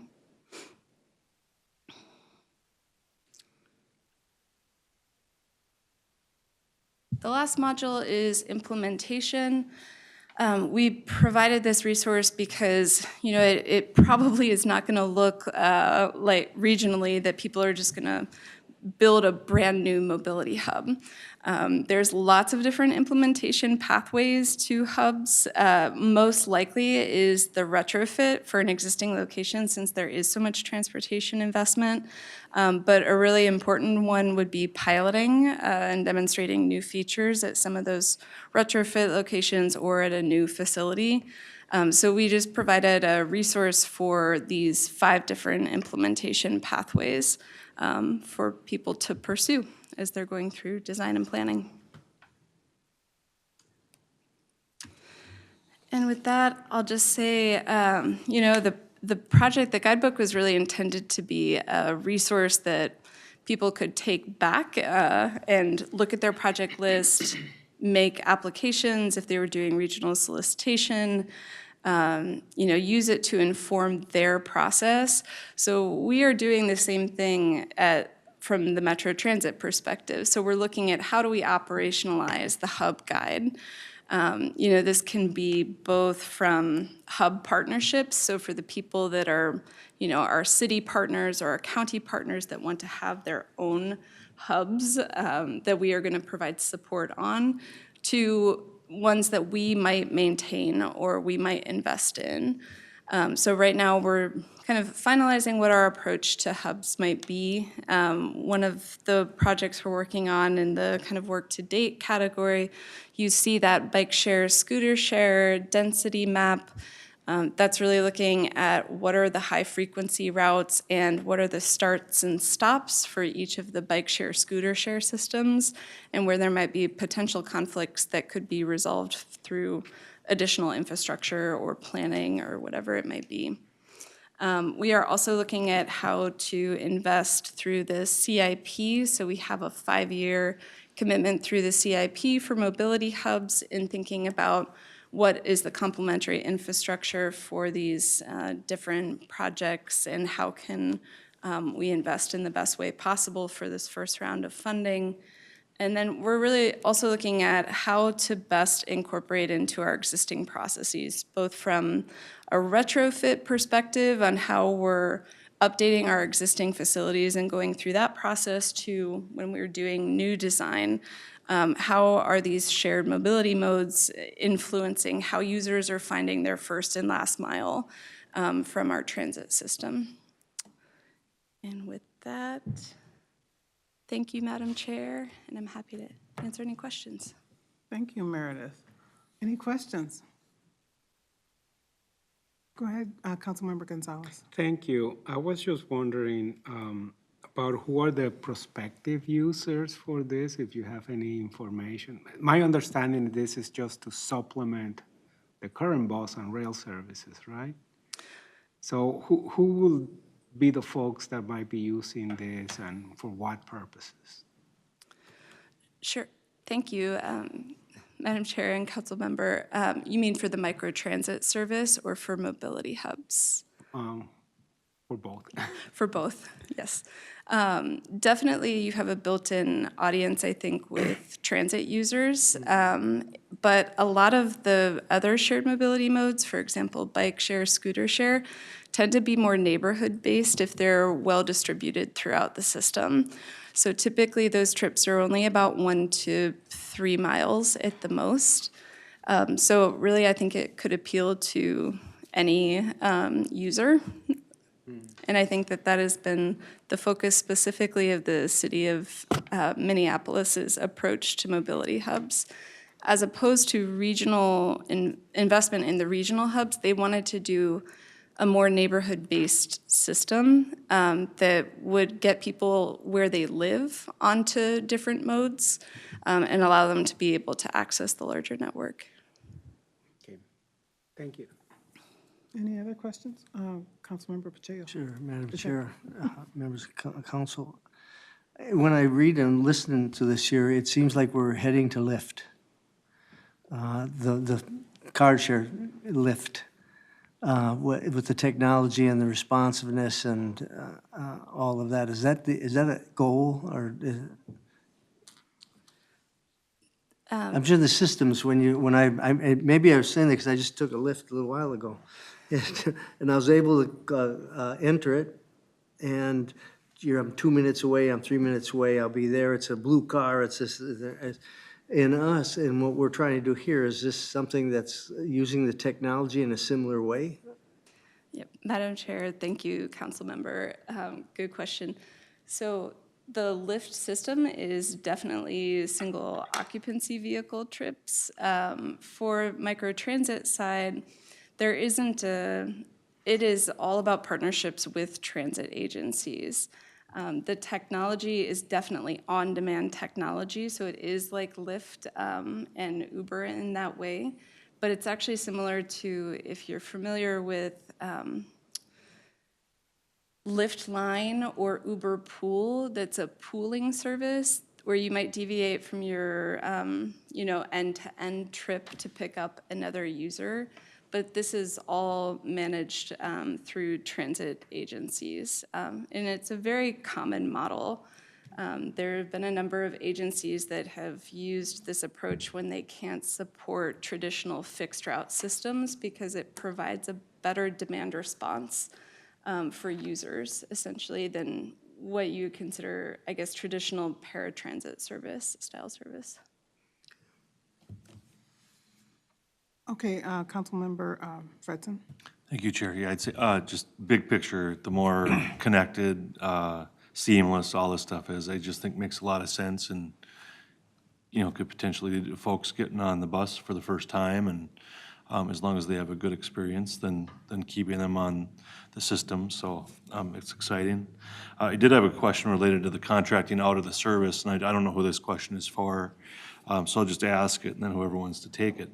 So I guess my question is, so a successful pilot potentially leads to the expansion of the program, and I'm curious to know if there's been conversations about, do we anticipate that this would stay a contracted service, or potentially someday down the road, as long as it's successful, would you consider bringing it in under Metro Transit? But I know right now we have, staffing challenges, and so all of that's probably a challenge, but just wanted to ask the question.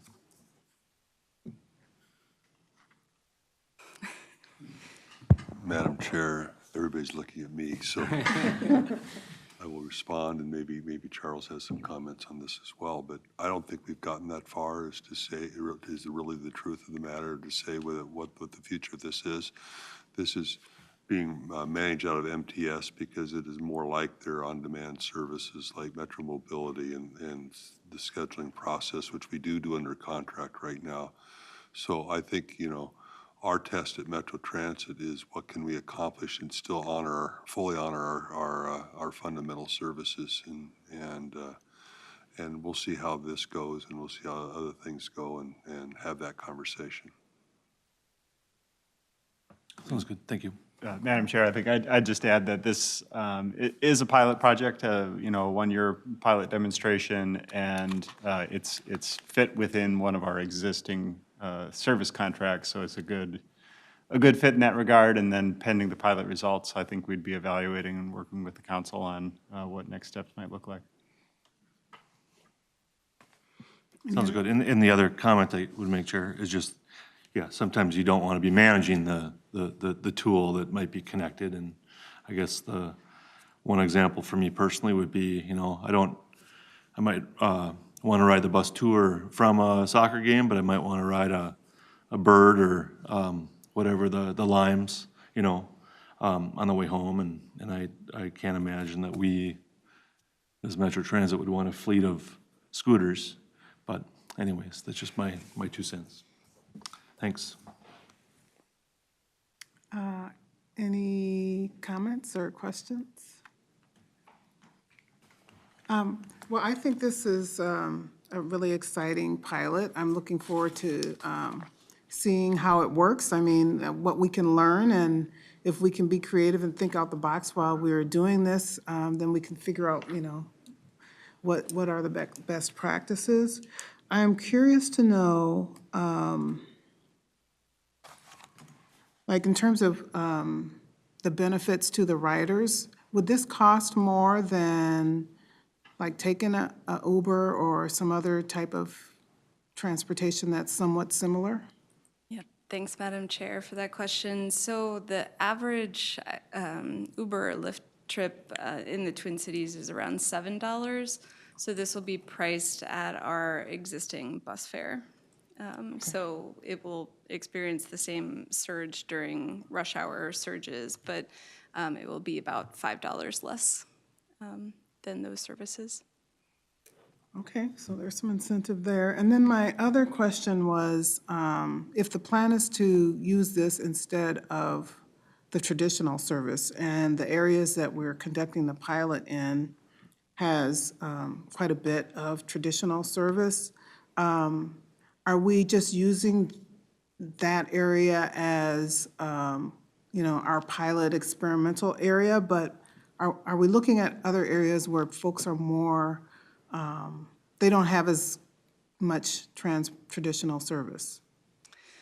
Yes, great question, Madam Chair. So we did an analysis when we selected this site. So we had, I think in the end, about 3 locations that would, fit for a potential first pilot.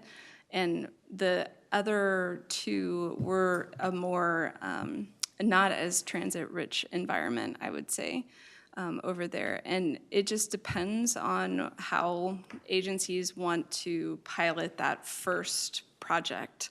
If they want to go, if the need is in those areas, that they can design a service to fit that more so.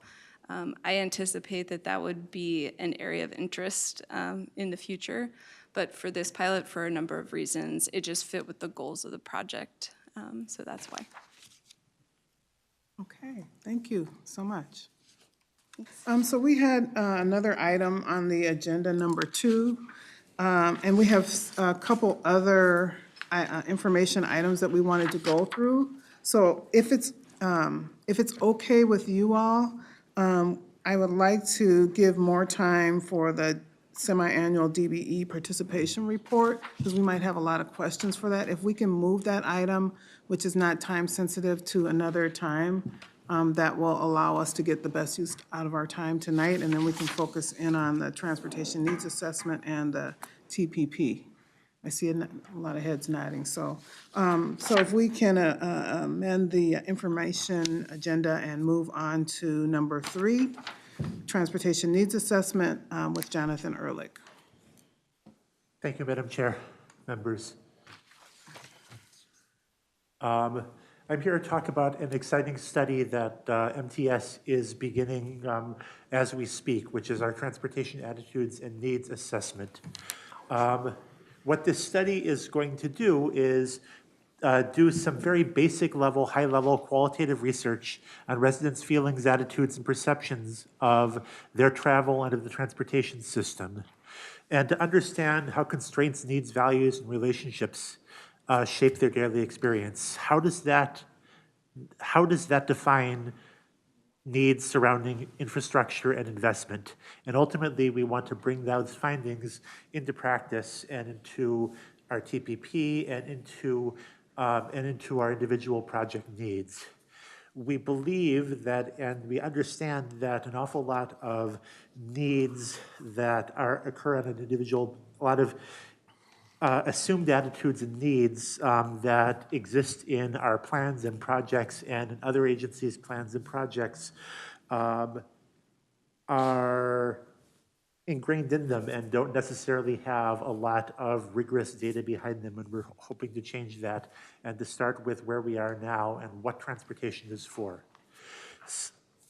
So the motivation behind this, the council has, and I've talked about it in the past, and we'll bring forward in the future a lot more data from our extensive travel behavior inventory, which gives us a tremendous richness of data about what people do and how people travel and where people are traveling and the universe of travel that we see.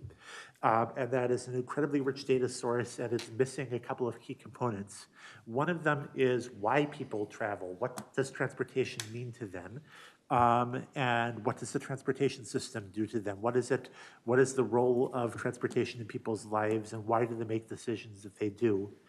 And number 2 is to understand the things that they're not doing.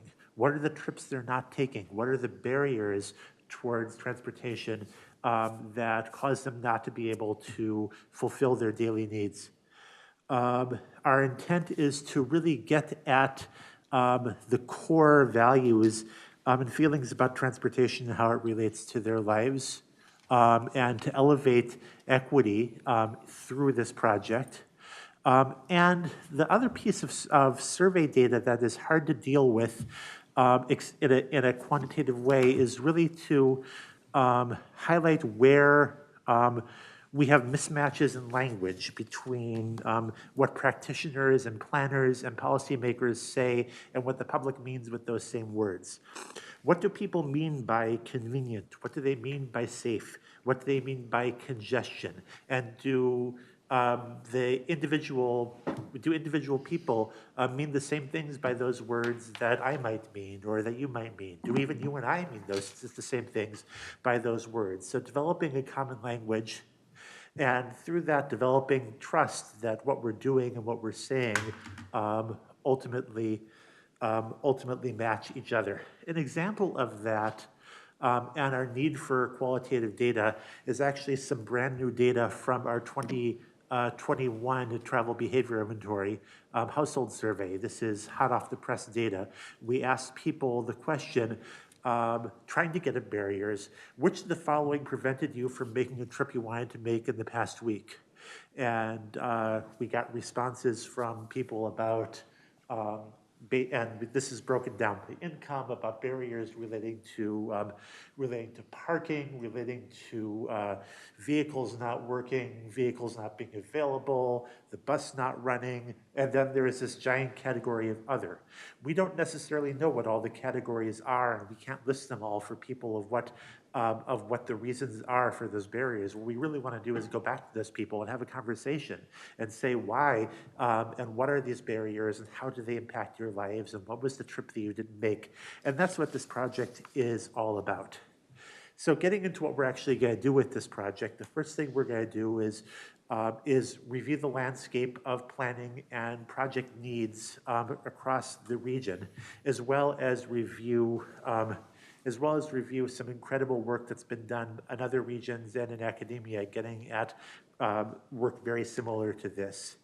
Then we're going to, in this project, develop a detailed research plan, identifying specifically who we're going to talk to, looking at dimensions of race, ethnicity, immigration status, income, age, family structure, ability, gender identity, et cetera, and other dimensions that we will identify how many people we need to talk to, how we're going to talk to them. Will it be interviews? Will it be focus groups? Will they be qualitative surveys? Will they be other types of research methods?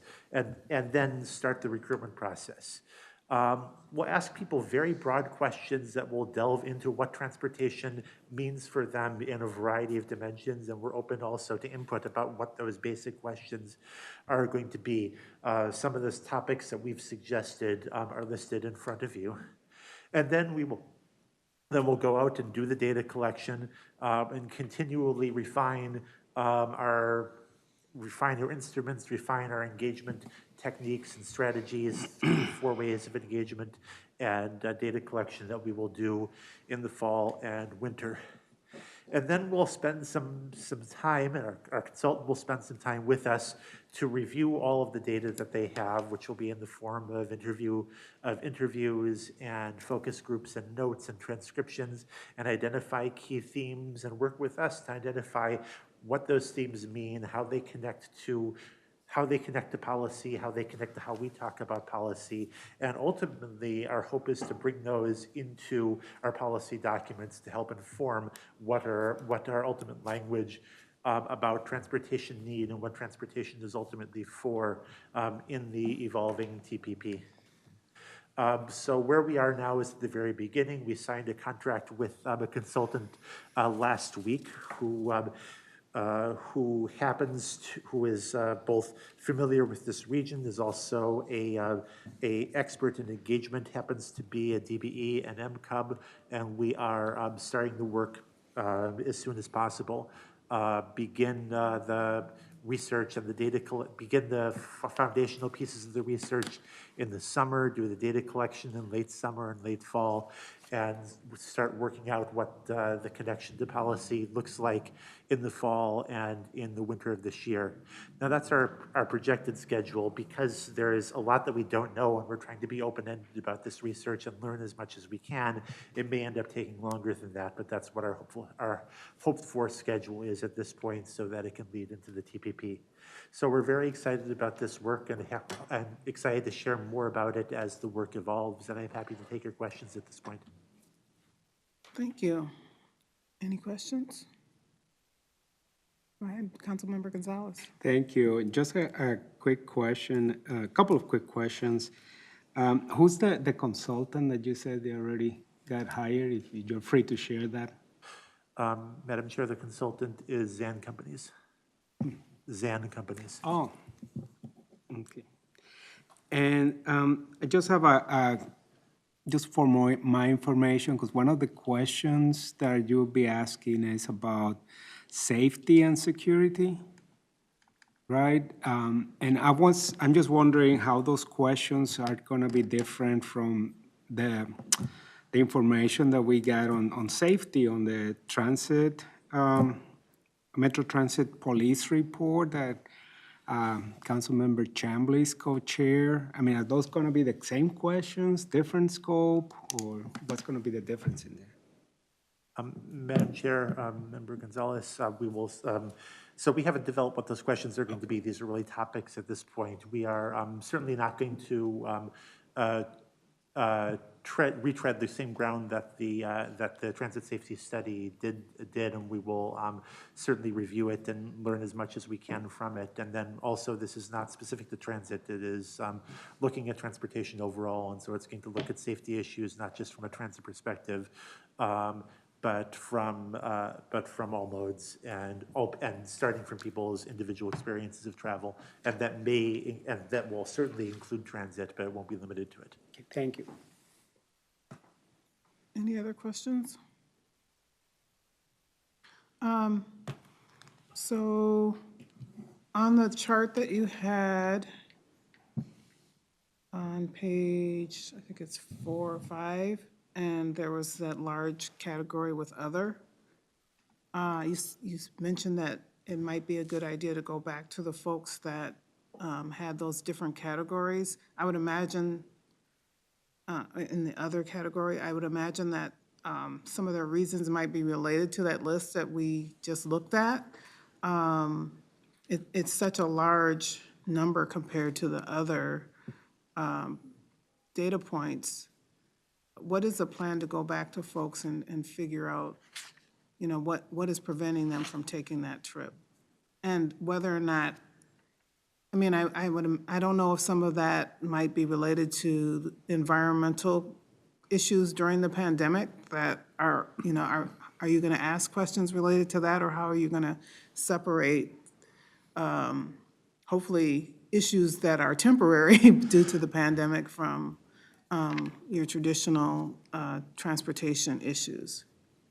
Madam Chair, that's a great question and really foundational to what we are doing. So we're not literally going to go back to the survey participants from the household survey, although that may be part of who we go back to, although that may be part of it, but we're going to speak to a wide cross-section of people who may or may not have been TBI participants, and ask them questions about barriers in some detail, and ask them to tell us without giving them categories of what they could be, but really ask open-ended questions, try to understand what are the barriers, and try to listen. And when we hear those, and we will hear some things in the categories we suggested, some things from what you just suggested, and some things that I probably can't imagine, and help that frame how we talk about barriers and how we think about barriers. And then when we do a quantitative survey again, those categories will be things that the categories that we ask of people specifically will also be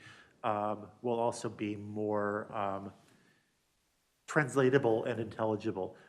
What does it mean it's not just like those categories, but even the categories that are listed. What does it mean that my vehicle wasn't working, or that the bus wasn't running, and what was their experience of that? Does that mean the same thing for them that might for me? And to try to uncover that through conversation. Okay, thank you. With that, we will move on to our next information item then, regarding the 2050 Transportation Policy Plan Development Overview with Cole and Jed. Afternoon. No small task here, just updating the 2050 TPP. Thanks for staying a little later today. I'm sure you've all seen some presentations about the Thrive update, I think what they're calling optimizing regional planning. So this is really the first official kickoff with you all of the update to the 2050 Transportation Policy Plan, which is part of a broader effort at the council to do all the system plans collectively every 10 years. And so Metro Transit and MTS are part of a broader team that's going to do this effort. And we sit on a variety of different teams. We wanted to give you an overview so you understand what essentially all of our staff are doing over the next 2 years. For Metro Transit, they're supporting this broader effort. For MTS, we're leading the 2050 Transportation Policy Plan. It is an all-hands-on-deck type of effort for our team. So, we have 20 staff, including Jonathan and others that were here today to lead that. So this is just going to give you a general sense of what that's going to look like over the next 2 years, and then we'll be coming back to you periodically with updates. So, Jed, were you going to kick off a few of these early slides? Yes, okay. I'll come back to me. So state law also requires the council to create a development guide for the metro area, which recognizes the impacts on the transportation system through a transportation chapter. It also requires the adoption of system plans, including a transportation policy plan. This plan covers statutory requirements for both surface transportation and aviation system plans. Federal transportation planning laws require metropolitan planning organizations to develop performance-driven, outcome-based, long-range plans known as metropolitan transportation plans. These plans must be updated every 5 years or more frequently, and our transportation policy plan fulfills this requirement. Long-range planning is a continuous cycle. The 2040 TPP forms the basis of our present planning activities, including studies to inform policy development like the Mobility Hub Planning Guide you heard about earlier this evening, and the recently completed Twin Cities Highway Mobility Needs Analysis. These studies inform the policies, investments, performance measurement, and models that underlie the 2050 TPP. Organizational content that is fundamental to the whole plan, like our menus of strategies and work program, include chapters like our overview, vision, and strategies chapters, the finance chapter, work program, and project list. Investment plans and appendices, which cover modal topics in detail, are listed on the screen as well. And we also have other chapters that address cross-cutting issues and specific topics that exist across modes or have special significance. These chapters include land use, equity and environmental justice, and performance outcomes. There are also 3 tentative chapters that cover topics that have emerging or high interest. Climate and environment, travel demand management, and safety are under consideration for standalone chapters. Our work on developing the 2050 TPP began this winter and will continue through anticipated adoption in late 2024. At this point, our work is focused on stakeholder engagement and coordination with the Regional Development Guide process to develop a plan structure that is consistent and effectively delivers on our shared vision and values. While this work is taking place, our regular program of planning studies remains underway and will inform chapter development, which will begin next spring and continue through early 2024. Throughout development, we will bring periodic updates and opportunities for discussion and feedback to this group, as well as 2 working groups that are being formed for the TPP, generally identified in the 5th row of the project timeline on your screen. This as part of the TPP, we have these 2 new working groups. You'll see here the TPP Advisory Work Group and the 2050 TPP Technical Working Group, which is underneath the TAC Committee. The advisory working groups do not replace any existing decision structure in plan development. They exist alongside to provide advice to the TAB, the Transportation Committee, and the Council on policy development. Alongside these work groups, focused on the decision maker level, an additional technical working group I mentioned consists of professional transportation and planning staff, which has already formed and has had 2 meetings. Can I just interject? One thing I want for new members in particular, I know you guys, most of you have been around for a while, but this is actually a point that might be important for you all to understand. The TPP, when it's a release for public comment, starts at TAC Planning, which is a subcommittee of TAC, which is a technical committee to the TAB. They actually pass an action to recommend it being released for public comment. So just so you know, the formal adoption and release process is different than most of the other plans, where it actually starts at a technical committee with an action. So just so you know, that's why they're so involved and so important for us to keep them along throughout this entire process, because they recommend it to TAB, who then recommends it to the Met Council for release for public comment and adoption. So just wanted to, that's why this structure is so important to understand. Mm-hmm. This new technical working group does meet sort of as an addition to TAC planning. It meets after our regularly scheduled TAC planning meetings. And it includes all of the membership of TAC planning, plus the TAC chair and additional organizations. We'll also be having other specialized engagement with our specialized working groups for transit and pedestrian and bicycle planning. On the advisory working group, this is a council-led work group of policymakers that includes members of the TAB, the council, and agency leadership at MnDOT, MPCA, and the Council on Disabilities and Transit Providers. Their meetings are every other month, though may increase later as plan development requires, and they are having their first meeting this Wednesday. The work on this group is focused on issues that require policy assessment and advice.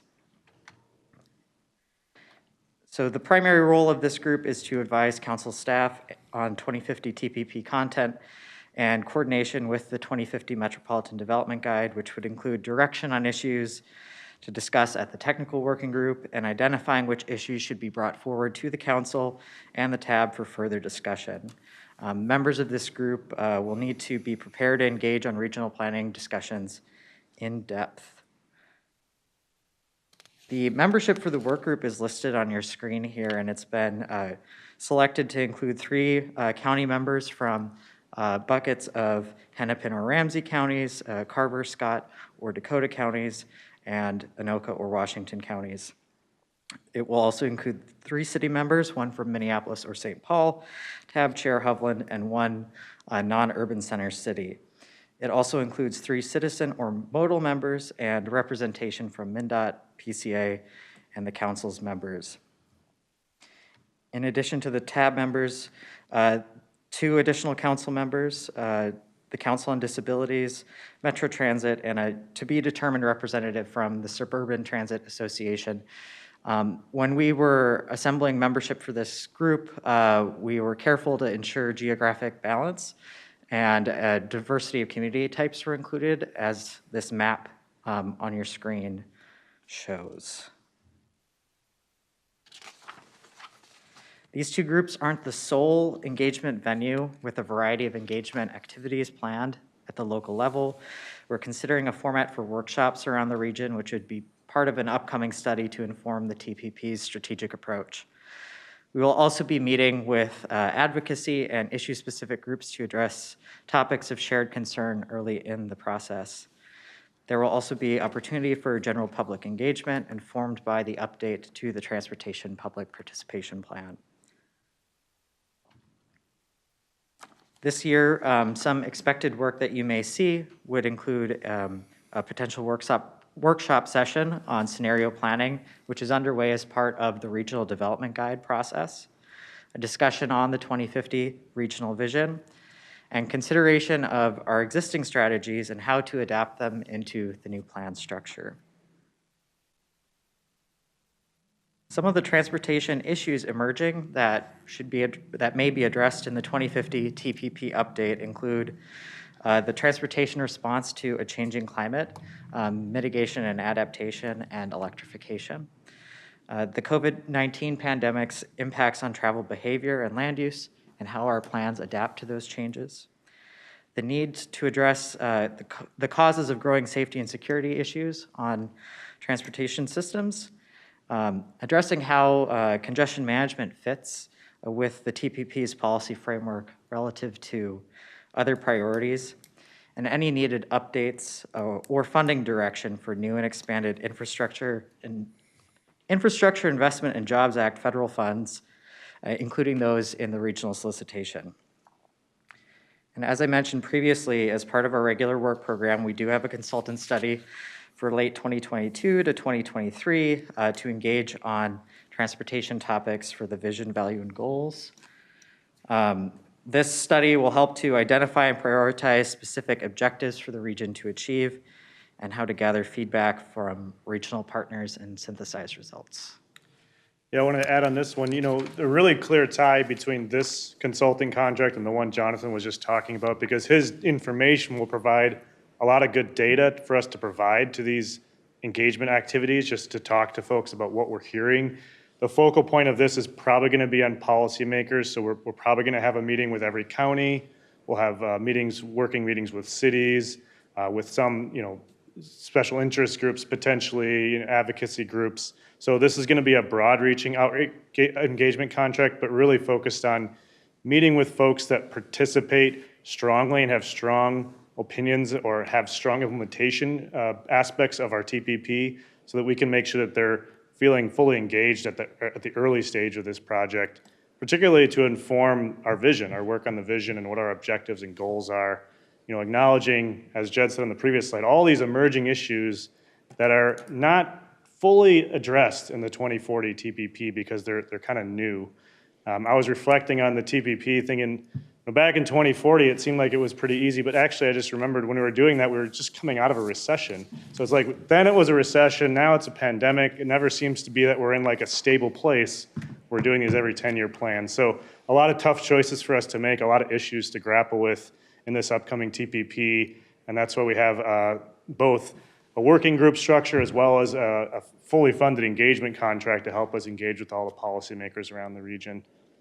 So I think that's it, right? Yeah, that's all. So that, and I want to just thank Jed. Jed's been instrumental in getting this project on board. He's kind of been doing all the behind the scenes stuff, creating a framework, setting up all these meetings for us. So he's been doing a great job to get us started. And then, over the next 2 years, our staff will be getting our hands dirty pretty much every day on TPP work for the next 2 years. So we'd welcome any questions you guys have at this time. Thanks, Ted and Cole. Any questions? Go ahead, Councilmember Sterner. Thank you. I just had one, just with being on the Transportation Accessibility Advisory Committee. I see there's one rep coming from the disabilities, state disability. Will that person be aligned with both those committees, or how is that person chosen for support the disability? We did reach out, Madam Chair, Councilmember Sterner, we did reach out to the TAAC and just kind of talk to them about that relationship. I think, number one, he's the executive director of the Minnesota Council of Disabilities, so they thought he's at that policymaker level. We do anticipate, as we always do, going to the TAAC probably like quarterly or so to give them updates in the TPP just to see if there's issues they want to dive into more in depth. And I think he would be a great touch point to say, when should we bring committee issues that you are seeing to that group? So we tried to make sure our group could represent a lot of different other groups and that we could use those folks to tease out when we should bring issues to a broader audience within that space. Okay, and then just one more, Chair, if I could. So then on the climate work group that Councilmember Zirin's on, that one is also part of that climate that talks about the planning for 2052?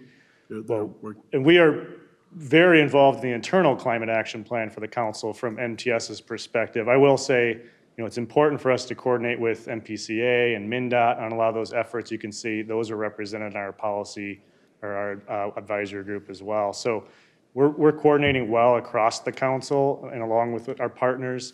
We do know there's a lot of work to do in climate though. And so I don't think as a council, as part of the broader 2050 plans, not just the TPP, we fully figured out how that engagement will work. How does climate and transportation relate to climate and wastewater and land use planning? We haven't quite figured out all of that coordination yet, but we're certainly working towards that kind of cross-cutting coordination across the plans and divisions. And I think, in particular on climate, we're going to be well represented. And we have a lot of active conversations going on with MnDOT and MPCA about policies and strategies. Great. All right. Thank you. I'm complete. Along with local partners, I should. It's not just a state thing. All right. Any other questions? Well, thanks to our two council members that will be serving on the advisory work group, Councilmember Pacheco and Gonzalez.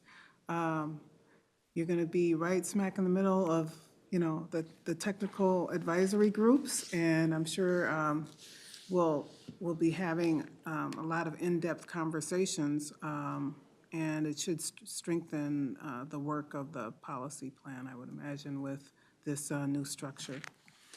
And I would note, Madam Chair, we do anticipate, I think Councilmember Cummings is going to serve as an alternate to all three council members until we get a 9th member of this committee named when we fill District 3's vacancy, and then we anticipate her being also added to the group.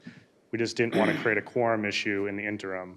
So that's the plan, assuming we do get that 9th council member on Transportation Committee at some point in the future, which I can't speak to the specific timeline for. But. Okay, thank you. If there are no further questions, I would like to take a motion to adjourn. So moved. Is there a second? Okay, I saw a hand up. No discussion, I would imagine, right? All in favor? Aye. Any opposed? The meeting is adjourned.